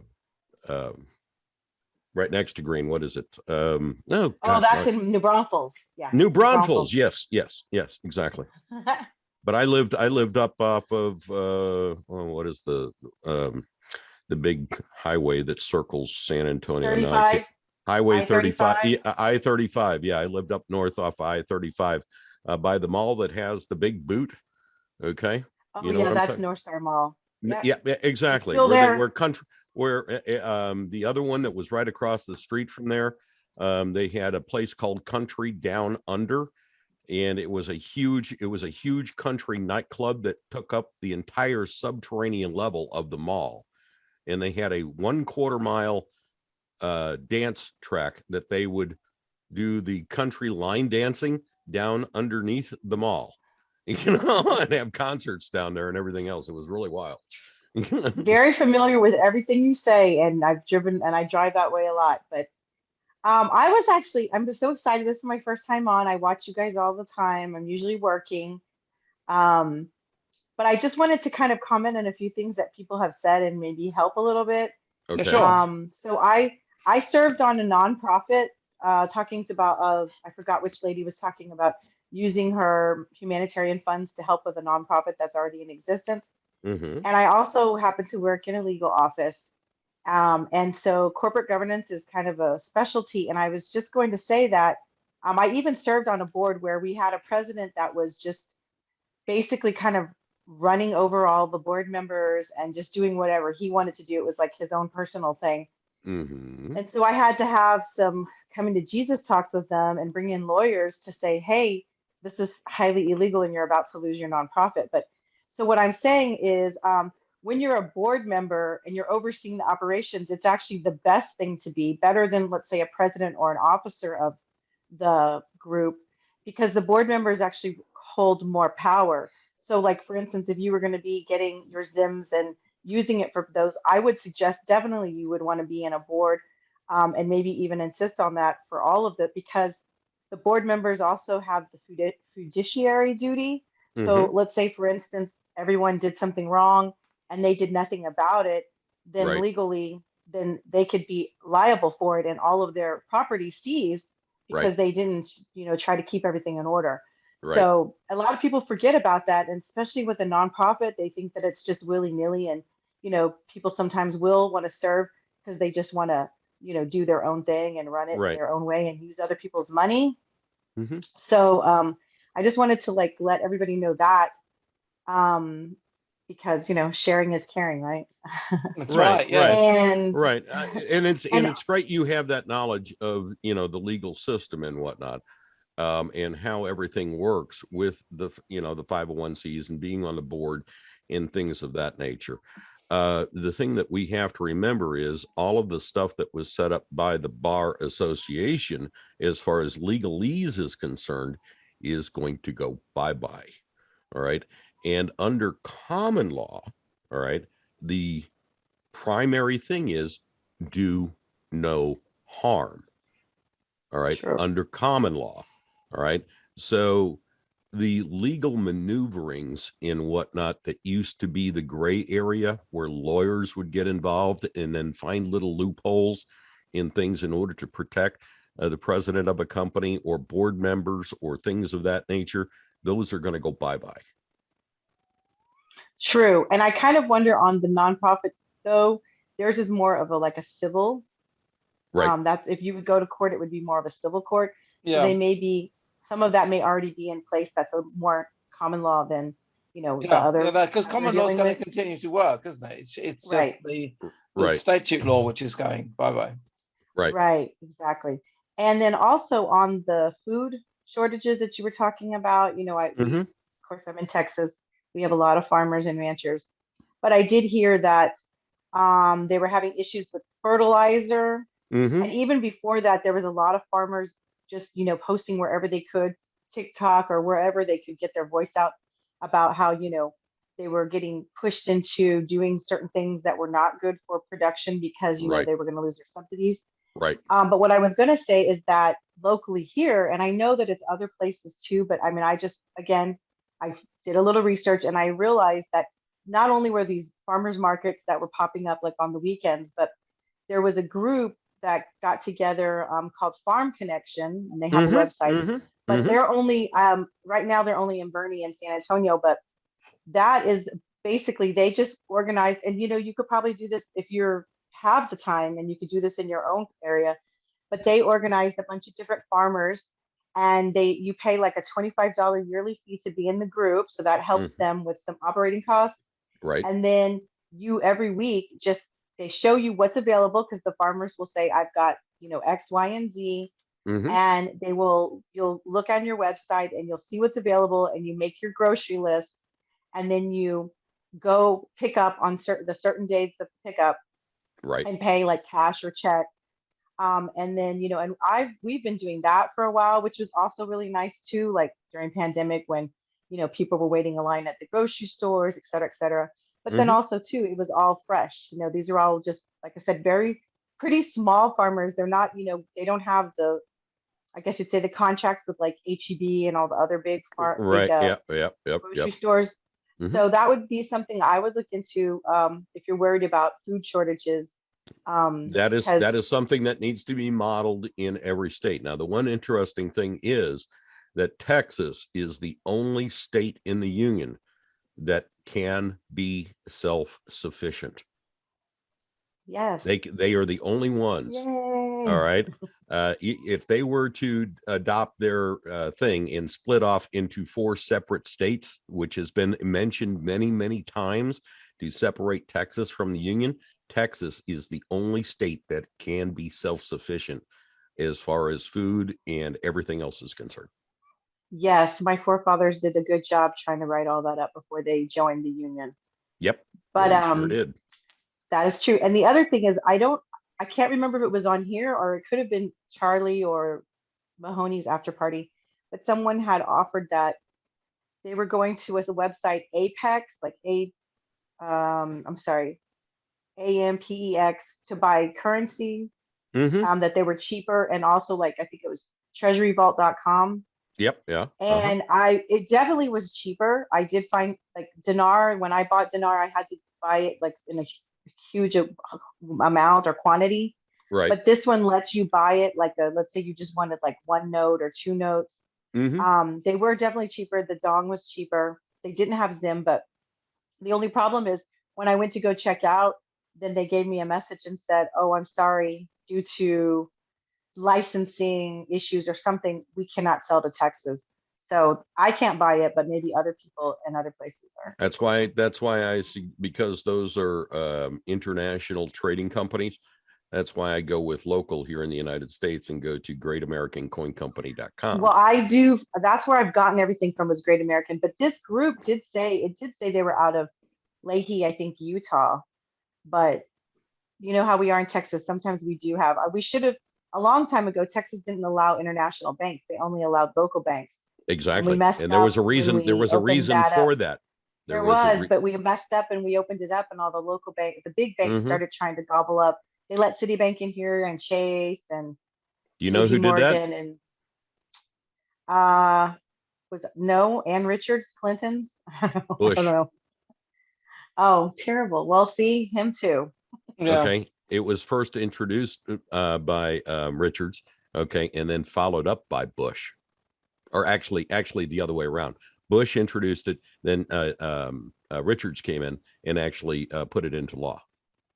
Well, I was a little young to be paying attention to all that then, but I do remember when they were. Yeah. Oh yeah. Yeah, exactly.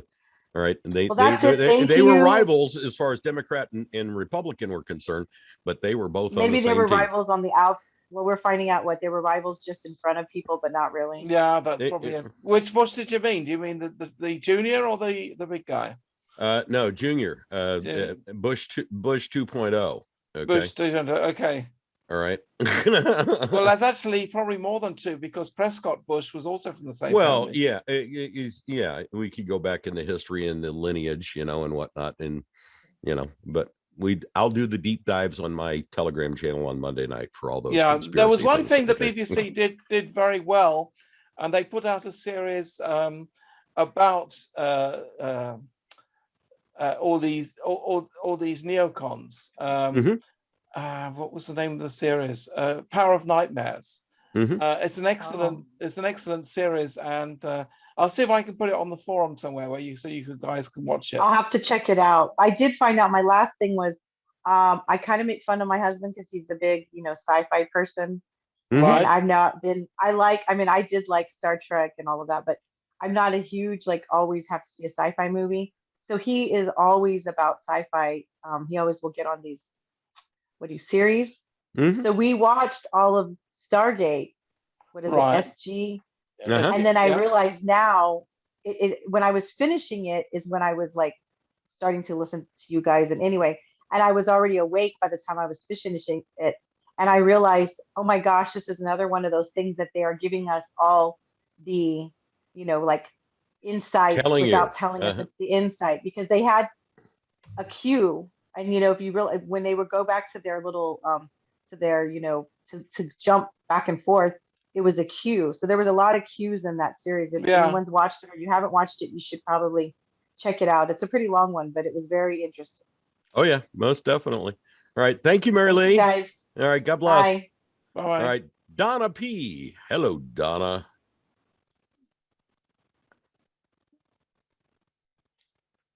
Just got to unmute there, dear. We just need to pick the sound, yes. Otherwise, it's a silent call. Hi, sorry about that.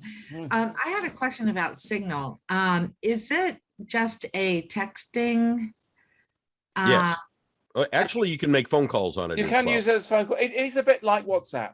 Signal is a more secure WhatsApp. It was originally set up by the CIA, but it's been taken over by the Alliance as a military means of communication. That's why it's going to be staying online when others might go offline. So that's why Signal is supposed.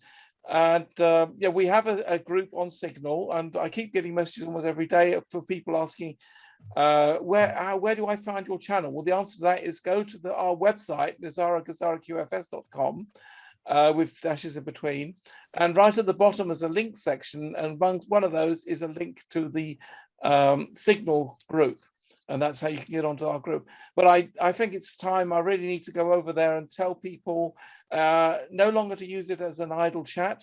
They can continue the chat on the forum. They're very welcome there.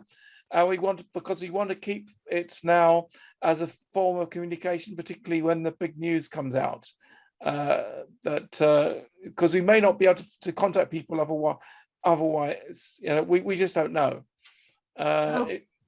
We may need it, we may not need it. But if the internet goes down, and there was discussion about the deep state maybe taking the internet down, then we have to wait for the new system to kick in, whereas Signal will probably still be around. Oh, fantastic. Yeah, I'm going to send it up on my mom's machine. I did go to your site and click on join, and nothing happened for me, so I'll have to check my settings to see if I'm blocked. If you go onto the, I think it's the frequently asked questions section, there is actually a video which explains exactly how to register on the forum. Right. And also, if you're using a VPN, you have to turn the VPN off in order to register. That's very true, because otherwise you're going to get in trouble. And you'll be called a scammer or a spammer also. And I'm curious, when I installed Signal, it brought up the contacts on my telephone and notified me who was already on Signal, which is nice, right? That's right. Yes, it does that through the contacts on your phone. It looks up who it already knows. And then it allowed me to see who I wanted to add, I guess. But how is it that I'm adding your group if you're not a contact on my phone? All right. Because you go to the website, as I said, go to our forum at the bottom, the link section, you'll find the word Signal, click on the word Signal, it will take you to our group. That's the easiest way to get there. Okay. Yeah, right on. Thank you so much. All right. Thank you, Donna. You have a blessed day. Lisa, on your iPhone and sitting in your car. And just unmute. Unmute. Hi. I can see and hear you now. Right, yeah, that makes sense. Yeah. Thank you for all you do, and hello to everyone. I have a very interesting car in front of me, bamboozled with Trump stickers. I just wanted to give everyone a quick look. You ready? Yeah, go ahead. Okay. Can you see it? No, we all right. It's kind of hard to see, but it's too small. Yeah, it's patriotic. Anyway, quick question. Looking forward a bit. In about a week, I need to drop some university money, and with all these technologies that we're not released to us yet, I'm wondering if you have an opinion as for the future, if an engineering or business degree would be more effective. Well, sure, sure, but we're talking about old technology versus new technology. That's my point. I'm wondering if the engineering programs, I've called some of the emailed rather some of the directors and haven't gotten a reply yet, but I think they'd have to redo all their programs. They would, yeah. And then with business, everything's probably global, if not galactic. So I don't know what to tell my child. Yeah, I think we've got to wait a little bit. It's not long now. If what we're hearing is correct and things kick off in May, we're talking about days before they start announcing things. And I think we're going to have to wait until then to find out what's happening. What we do know is that 6,000 new technologies are coming. One of the new systems is the quantum education system, which enables you to learn things very quickly. You know, it's like you can there was this TV series, I can't remember, it was an American TV series where they had these people who just sat on this chair, and then something was played in, and they could become a different personality. Yeah, it's kind of like the Matrix, where you get plugged in and all of a sudden I know Taekwondo. Yes. All right. Yeah. You know, that type of thing, without actually putting something jabbed into the back of your skull. All right. You know, it's going to be that easy to learn things. So you could learn a language in a day, sort of thing. So how will that affect the universities? Will they all be closed, or what will well, happen? the universities are nothing but you know, a den of vipers, educating you in the current system that has been set up by the Rothschilds, the Bilderbergs, the Morgans, the indoctrination centers. Yeah, they're nothing but indoctrination centers. So where are all the graduating seniors to go this year? That's my situation. This is a good question. That is a good question. I think we'll really have to wait until the new system kicks in to answer these questions, because there are so many unknowns at the moment as to how our future is going to look like. Yeah. And we can't know everything. We do a lot of research. We try and find out a lot of things, but there's some information which is just not out there yet. We just know there's going to be quantum education system where we can learn things quickly, or relearn things quickly, because a lot of us have been learning the wrong things. And there's, I think you probably learn more from sci-fi now than from universities, right, as to how our future is going to look one like. One of the ones that's out there that I feel is pretty good is Prager University. Prager U is very good, yes. Okay. But they're not really a university. They're an online training thing. They're an online thing. There's also the Hoover Institute. All right. Is that Dennis Prager? Dennis Prager. Yep. That's right. Yeah. That is correct. Okay. I like it. I've seen a lot of their videos, and they have a lot of good common sense stuff. All right. I would just hold off until, you know, because everything's going to change. Everything that we know about history is going to change. That's all right. the 6,000 technologies that are going to come out, right, you know, is going to change. And everybody's going to have to be re-educated. I mean, you can go ahead and get into the university of your choice, but realize that everything that they're teaching you right now is wrong.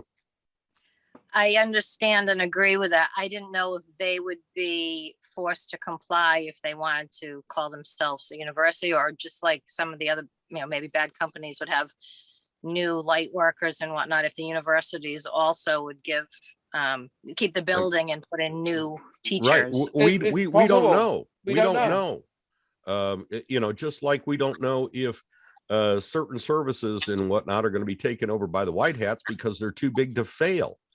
Okay. You know, just because. Same thing with universities. Some of them are, you know, very good. It may be that, you know, the white hats take over the educational institutes. We don't know for sure at this point, but that would be a good humanitarian project to buy up the university and its grounds. Okay. And start a re-education process. Yeah, the alliance is basically preparing to replace everything. They're going to be replacing banking. They're going to be replacing education.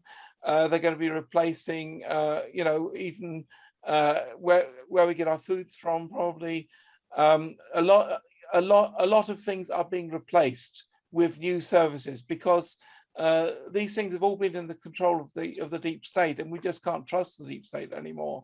So because they're trying to kill us all. So a lot of these things are just going to be replaced one to one. We've got new phone networks with the Q phone, not to replace the iPhone system, for example. And so we're going into a whole new world. And it's going to be quite exciting. All right. Yes, thank you. All right. Anything else? You had something else? No, I was wondering, you already answered, I guess, if the, say, business and finance and economic instructors who are civilians, they may be aware of this, some may be on this channel, and I wonder if they would know, and right now try to teach the students what we know about QFS, just like when Common Core took over, our teachers went ahead, and they shouldn't have. And some of them taught had probably children poorly. some of them had probably already been retrained. Yeah. Okay. I called to ask that to the school. Yeah, if you can learn constitutional law, common law, because those are things for our future. So that is definitely something which is coming. Most definitely. Yes. Yeah, Commoner law was a good site. They when we were trying to get rid of the masks in school, I studied that a bit too, and would recommend them. They were very good. I have a common law card. Yeah. Right. Well, thank you all very much. All right, thank you, Lisa. God bless. Julie in Minnesota, I think you are. Yeah, hi, I'm Julie, and it's very nice to meet all of you, and thank you so much for all your hard work. Well, thank you. I am married, and I have invested in some Zim and other foreign currency, and I put it under my name, but when I go to the redemption center, do I take my husband with me? Because I want him to be a part of it. So I don't know how that works, because I know you have to sign NDAs, so. You need to when you make the appointment, you need to discuss it with them. If your husband is part of your project, then maybe he can make a presentation there as well. But they're obviously going to be talking to the people who's presenting the project or whatever. Are they your projects? Are they your husband's projects? Can you gift him some currency so that he can then present his own projects? I mean, there's a lot of open questions there. Yeah. Because otherwise, how do you keep it hidden from how do you sign an NDA and keep it hidden from a spouse? You can't. Really. It's difficult, but if he's involved with the project, then he can be part of it. If he's not involved, I'm married as well, and my wife thinks everything I'm talking about is fake news.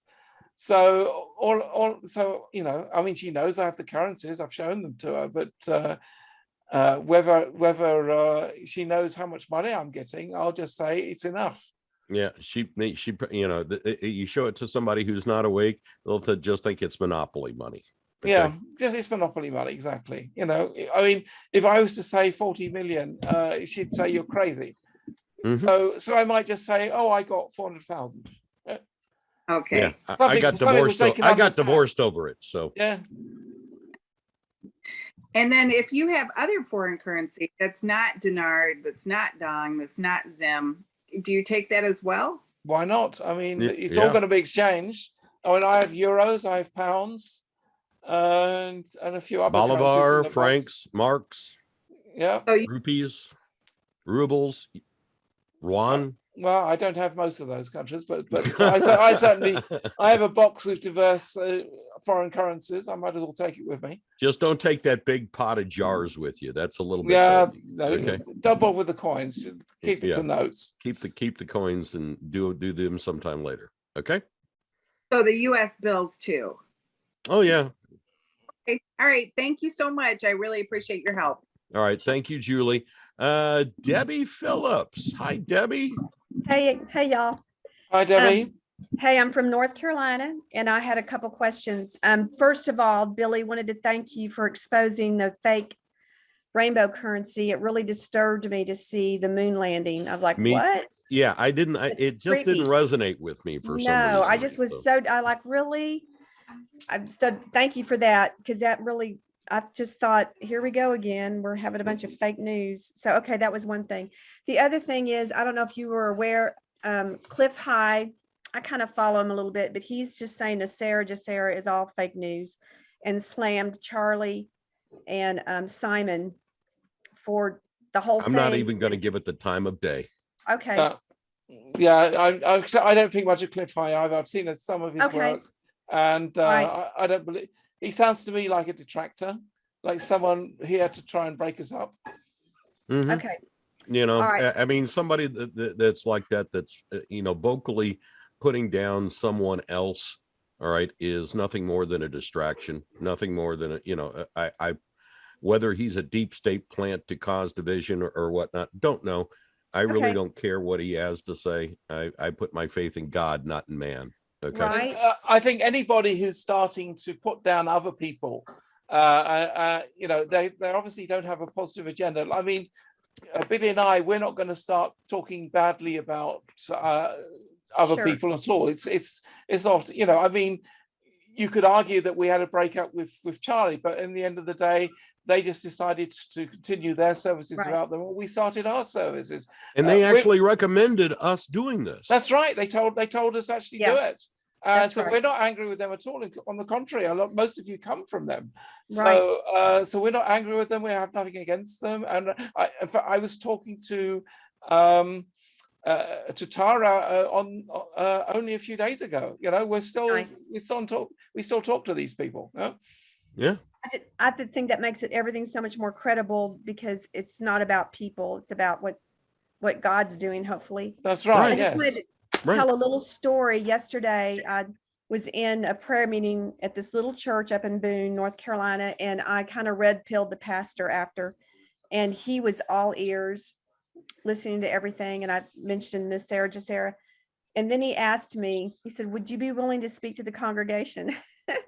So I get to that sounds good. Yeah, I know, right? There you go. It just seems like people are ready to hear. So I thought that was kind of good news. Yes, I know. I think once the deep state control disappears, that's when we can go out into public and start educating people. Yeah, right. The programming is so deep, really. Honestly, once you see it, you can't unsee it. And I am just amazed at how many people inside the church is connected to the pharmakia is so big. Well, you see, I had been praying for a long time. God, help me, because I want to use the talents that you gave me for your glory. All right. Yeah. And how Peter and I walked into this whole thing with Charlie to begin with was just pure accident. You know, it was by divine grace that we got to do what we did. Right. You know, because the host of the after party originally couldn't get in because so many people jumped in so quick. That was me. Yes. Well, yeah. They only had space for 100 people, and by the time I tried to join it, the 100 limit was already full.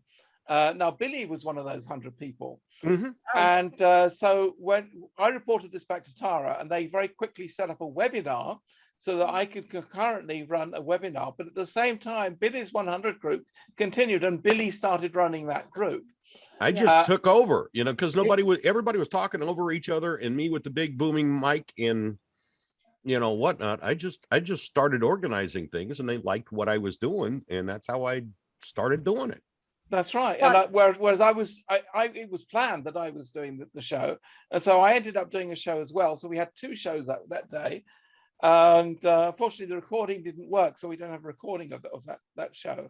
Well, I think it's brilliant how you guys have been able to step up and fill in this gap for a lot of us, because we have, you know, all these, we wouldn't get this opportunity. And I'll just end with one more thing, is just that, you know, I've been praying, what do I do, Lord? How do I communicate? How do you want to use me? This is so bigger than me. I don't have a huge platform. And this little door opened at this little church. And so I keep thinking, just do what's in front of you. So I'm talking to the little girl doing my nails, and she's saying she's from Vietnam and she has a big college debt. And I said, "Oh, guess what, Kelly? That may be going away in a few days." She goes, "What?" And so all of a sudden I have an open ear. I start feeding her information. But it's interesting how I feel like it's a divine setup. Our lives have to be that way right now. We can't afford to be not aware that we are here on purpose for such a time as this, and making the most of those opportunities. So just to encourage everybody, you're here right now for this time, and it's important. Did you see our last show with Gerd?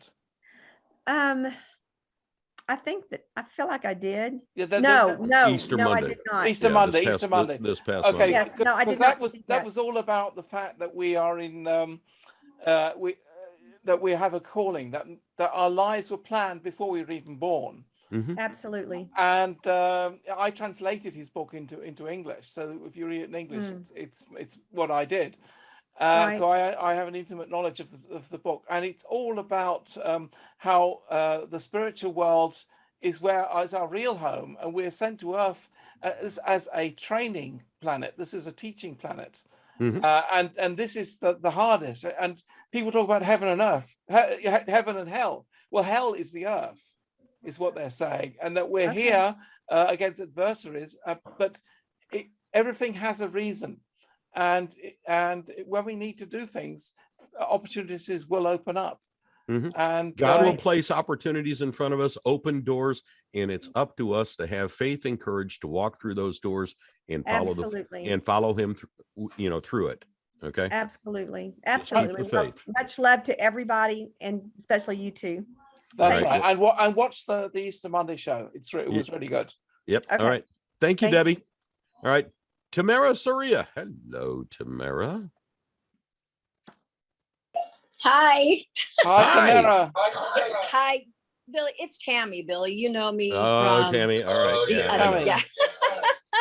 Hey, so I'm friends with Barb Bryan, and she's not able to meet today. So she asked me to ask a question because I was just listening. Okay. So here's the situation. So the plan I have, it's kind of complicated. The project, I should say, that I have, she likes it, and she would kind of like to do the same thing up where she's at. And like you said, do it in our communities, right? Yeah. Why not? So she was thinking, oh, well, I'll donate to you. But the thing is, I'm like, wait, I don't want to be spread too thin, So how do you think we should handle that? Because she said, I'm sorry, go ahead. You should both be on the board of the same project.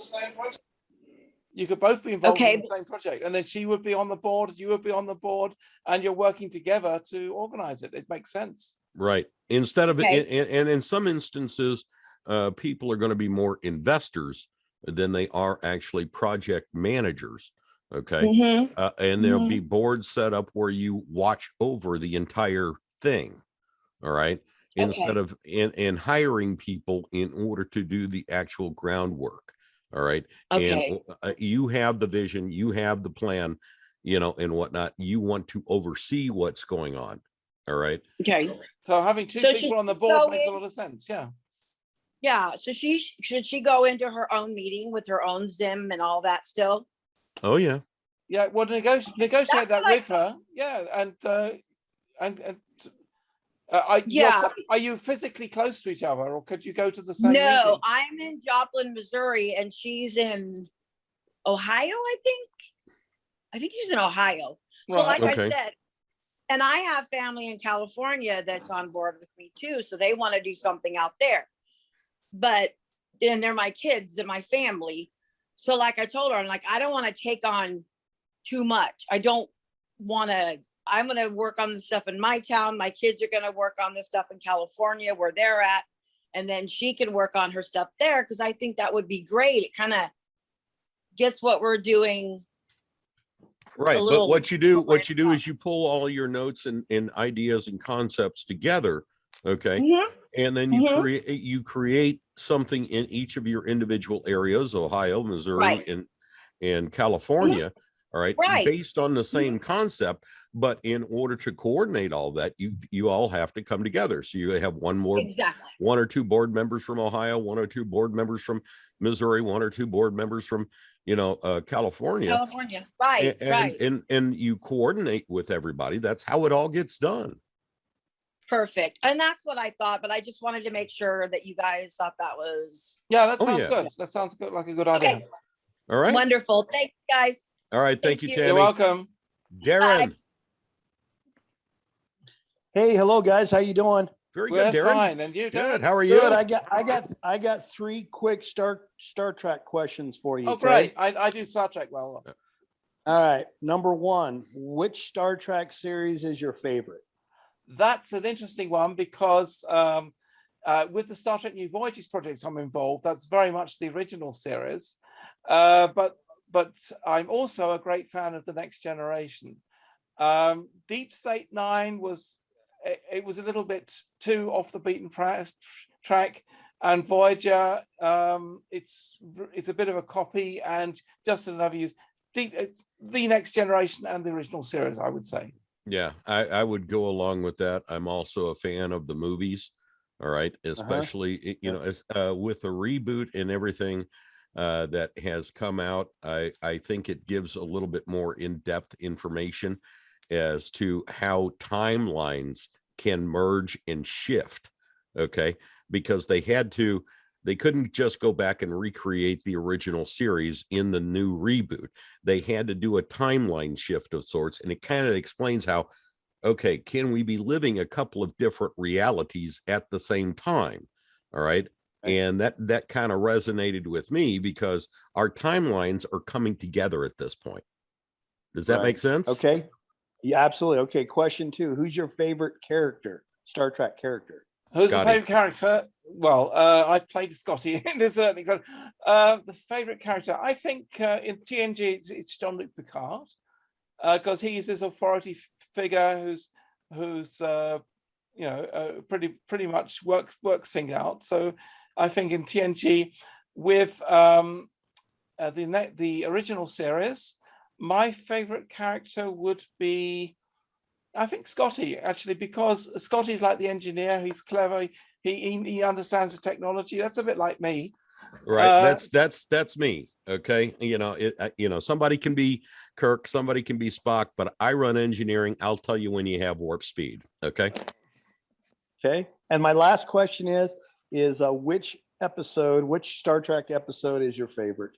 And I've got one. I'll tell you the one I want after you guys. Right. That's an interesting one because I would choose World Enough and Time, which is an episode from the next from our fan film series. It's an excellent story. It's one of the very few episodes where you come out in tears at the end of the episode. Extremely well-made episode, and that's a fan film. All right. I would have to go with Space Seed. From the original. I can't remember. Space Seed was Space Seed is where Khan was introduced in the original series. All right, which morphed into the Wrath of Khan. Okay, in the movie, and then of course Khan was resurrected in the reboot movies. Okay. Do you guys? My favorite, probably the one that I remember the most of. You remember when Jean-Luc Picard got hit with a beam of light? And he actually lives on an entire planet for his whole life. And it was only love that episode. It's right. Yes. I mean, that one right there was just amazing. So, it was. I agree. That's one of my favorite episodes of TNG. Oh, yeah. And where he's just on this, living this entire life on this other culture. Where he learns to play the flute and everything else, and then the flute is given to him at the end of the episode. Exactly. Yeah, that's a very, very moving episode. It's interesting because World Enough and Time is actually similar, because in World Enough and Time, Sulu gets sent off for 30 years onto a different planet, and then comes back. But on the ship, he's only been away for 30 seconds, whereas he's experienced being away for 30 years. And so he's a very different person, and of course an older person, and it's an excellent story. And he has a daughter, which he had on that planet. Right, but yeah, I love that. And then of course the funny one, Trouble with Tribbles, is always a fun one anyway. Yeah, that's a classic. Okay, guys, thanks a lot. All right, thank you, Darren. Hello, Sujata. Hi. So she's going to ask us which Doctor Who episode we liked best. I don't know that I've watched that one, but right. I thought it was the Five Doctors would be one of my favorites. The Five Doctors, okay. One of my favorite ones, I would say, would be the Girl in the Fireplace. Oh yeah, that's a good one. All right, go ahead, Sujata. I'll have to check it out. So I thought it was interesting that neither of your spouses believed in the RV. So I have a similar thing. My husband just thinks it's all hogwash, whatever, silliness. But so Peter, I was wondering, like, how will you feel like you'll need to do any explanation, like when you're doing like a big project? Do you feel any concern that like your spouse would feel like you're hiding information, or what? She know, I'm open about it. I say, look, I want to do these two projects. She knows the two projects I want to do. She listens to me explaining that what I want to do. She just doesn't believe it's going to happen. Okay. Yeah. So when it does, so she'll believe it when the money's on the table, sort of thing. In fact, I actually did a test. I owed her a couple of €100 or something. And I said, look, I give you a choice. You can have the €200 now, or I'm going to give you 10,000 dinar, which will be worth a lot more in a couple of weeks. It's up to you what you want. And she took the €200 now. Okay. She did herself a big disservice financially. It is always going to be a difficult situation whenever you have a partner that does not believe the way you do. Okay.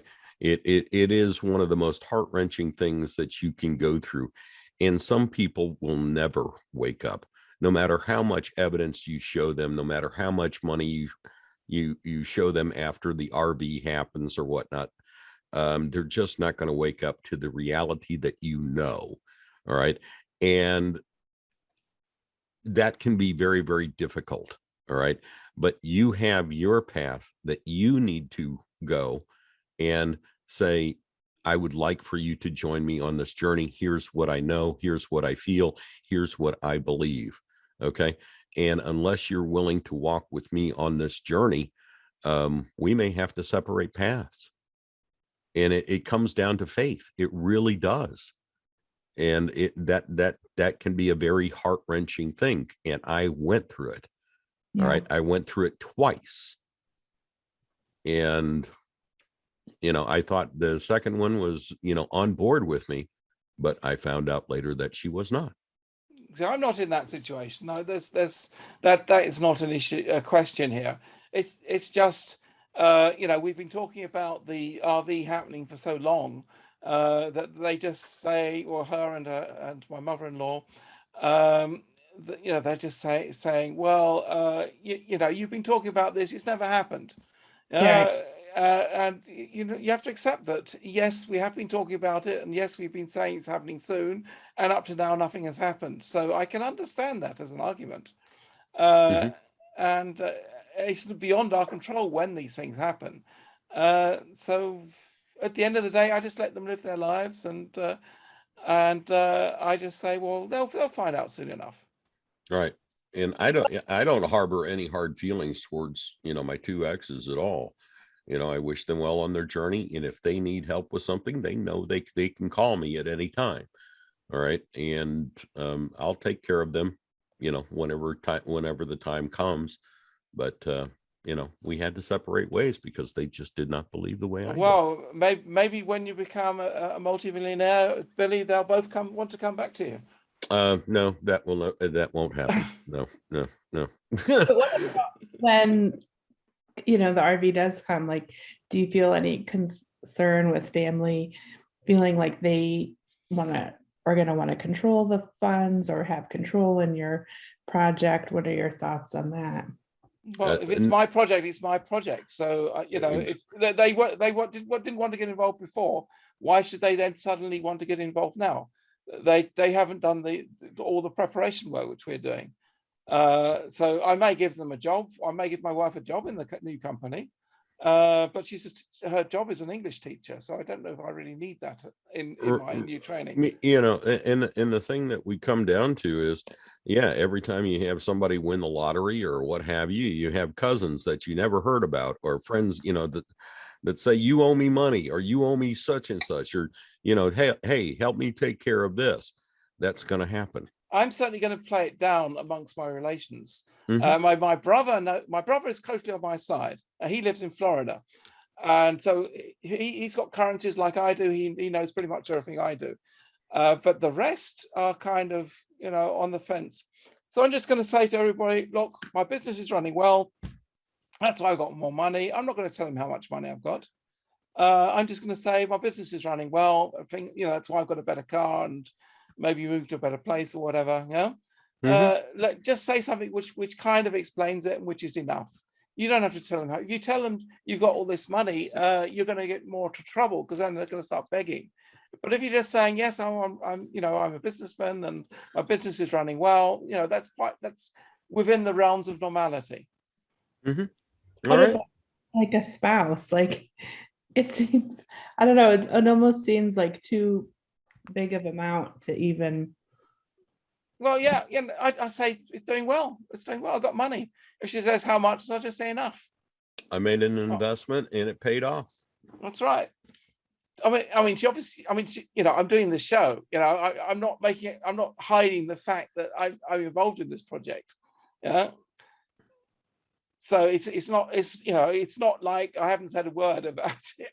You know, if you've mentioned it to him, you know, and whatnot, you're not lying to him. You're not trying to break the trust or anything like that. That's right. All right. But it comes down to, okay, we've made it. I made an investment to help us out. Now we are reaping the benefits of that investment. All right. And since this was my investment, I control it. Okay. I am taking care of the family, but it is under my control. All right. And you will have a say so in what goes on, but it is my final decision since it was my investment. Yeah, that's right. So, you know, I mean, if she needs money for something, then, you know, if money's there, we can give her some money, whatever. But I'm just going to try and keep things relatively normal and just do the job. Yep. Okay. Thanks so much for the info. You're welcome. Thank you, Sujata. Donna P, coming back around. So I think we've been to Donna P before. Right. Carry on. But she's not. You got to unmute. We had this problem as well, Donna. There you go. Clicked it twice. I have the same problem in my family. No one believes it, but I'm going to continue on and you know, let it pan out. But my question is today, I've heard so many answers to this question, but if you could help me, what is the definition of woke? There is awoke and awakened. Okay. Woke is being in tune with pop culture and being woke to transgenderism and supporting that, supporting the LGBTQ plus. They're trying to add the P for pedophiles in there. That's what the plus is all about. It's just a metaphor for pedophile. It's being in touch with that type of thing. Awakened is awakened to God's calling. God awakened you and is moving in your life and has given you this opportunity to help mankind overall. I think that's the reasonable definition. That would be your definition. My definition is, I think, a little bit simpler. The deep state wants to destroy family, wants to destroy our, you know, normal family values or normal human values. So woke is all about doing that. Woke is about, you know, instead of talking man and woman, then it's always got to be woman and woman or man and man, or you know, and you know, everything which is normal it has to be broken up. It's divide and conquer. So woke is anything which they can think of which is going to divide us. So it's going to be not only man and woman, it's also going to be black and white. It's also going to be whether you're American or South American or Egyptian or Turkish or German or Russian. Divide us by religion. Everything they can think of to divide us is what woke is about. Woke is about division, and they're just trying to make it sort of normal to accept things which we would not normally think is normal. Okay. All right. But thank you for that question. Appreciate it, Donna. Barbara, are you back in St. Louis or are you still down in Florida? I'm still in Florida. I'm coming home, I think, if the airlines are still running. I'm coming home. You don't have to wear a mask anymore on the airline. I know, but if they're not flying. Where about Florida are you? I was going to ask you the same for your brother. I'm in Fort Myers or Lee County. Okay, my brother's in Longwood near Orlando. Okay.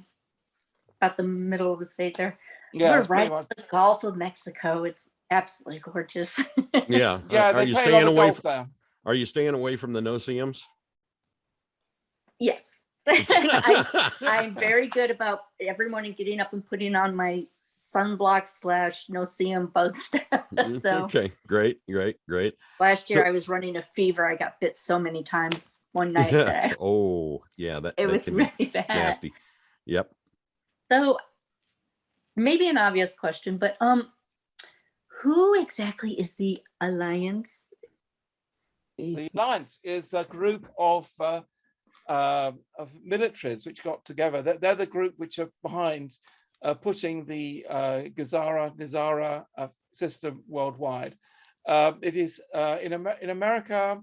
It is, for example, the United States Navy And Space Force.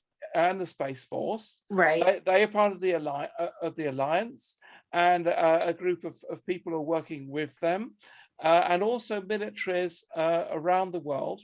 Also, major countries like President Xi of China is part of the Alliance. Yeah, whereas the Chinese Communist Party is not part of the Alliance, and then Putin is part of the Alliance. Yes.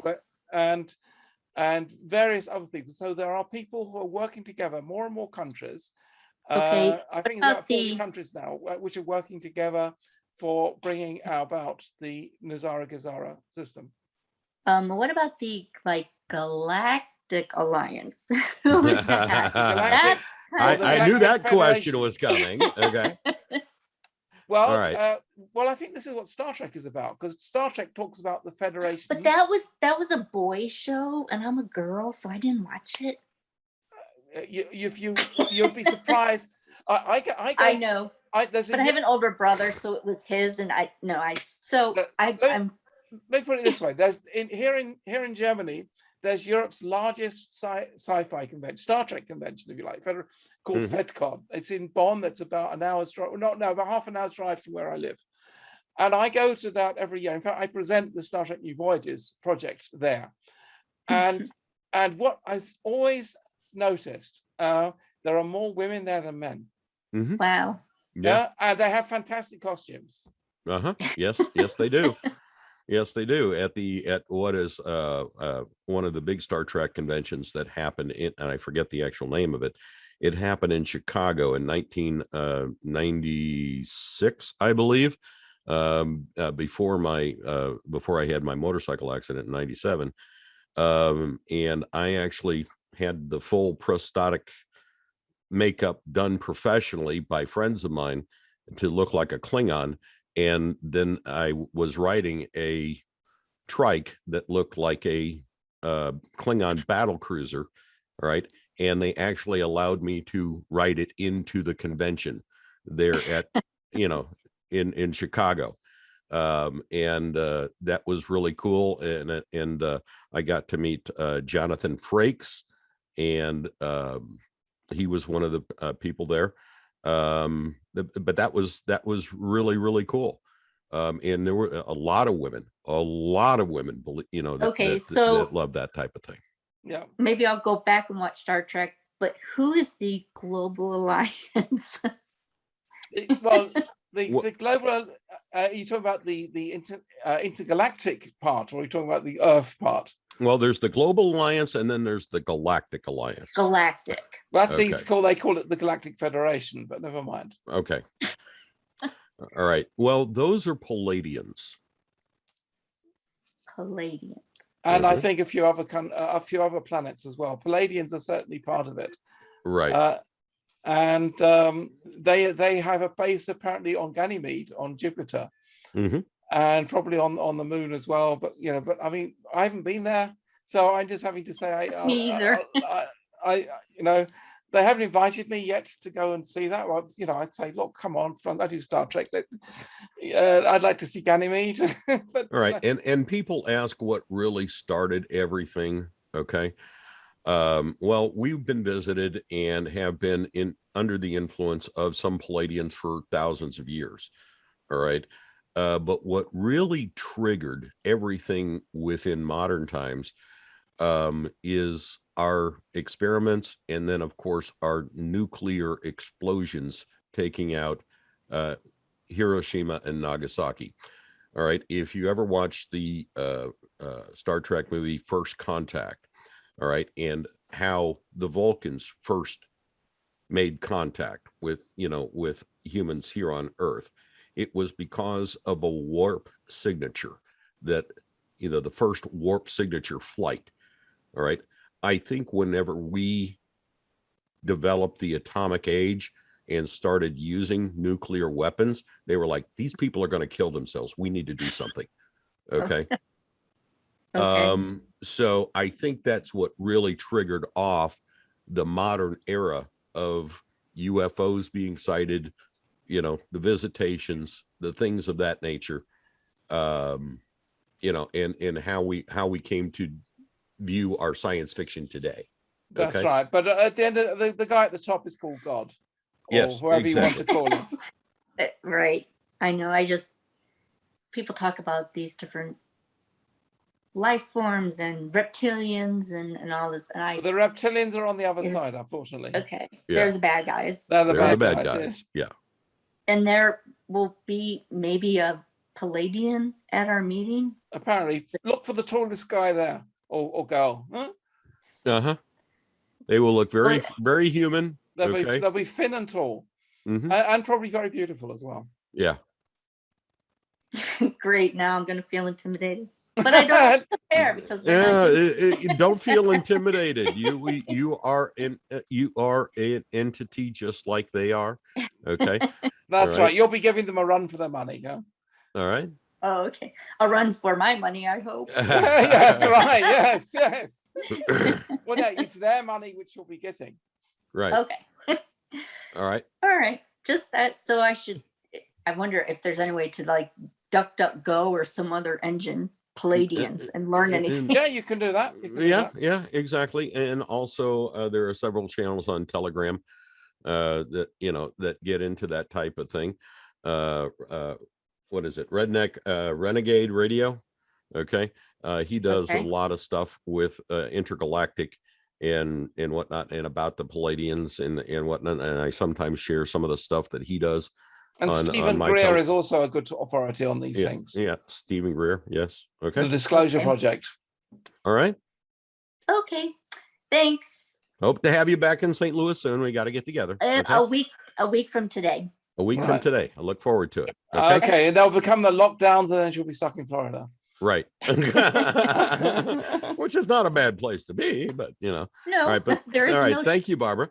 Well, we have come to the end of our time. We have gotten to everybody here today that had their hands raised. Glad you all could join us here today. I thought I was going to be the next one to be able to speak. Well, no, whatever. Go ahead. What are your final thoughts on the day? What are my final thoughts today? One thing we hardly ever talked about was the last show with Gerd. Mm-hmm. I've received quite a few messages via the forum and whatever saying that people really loved it. So if you've missed that show, go and watch it.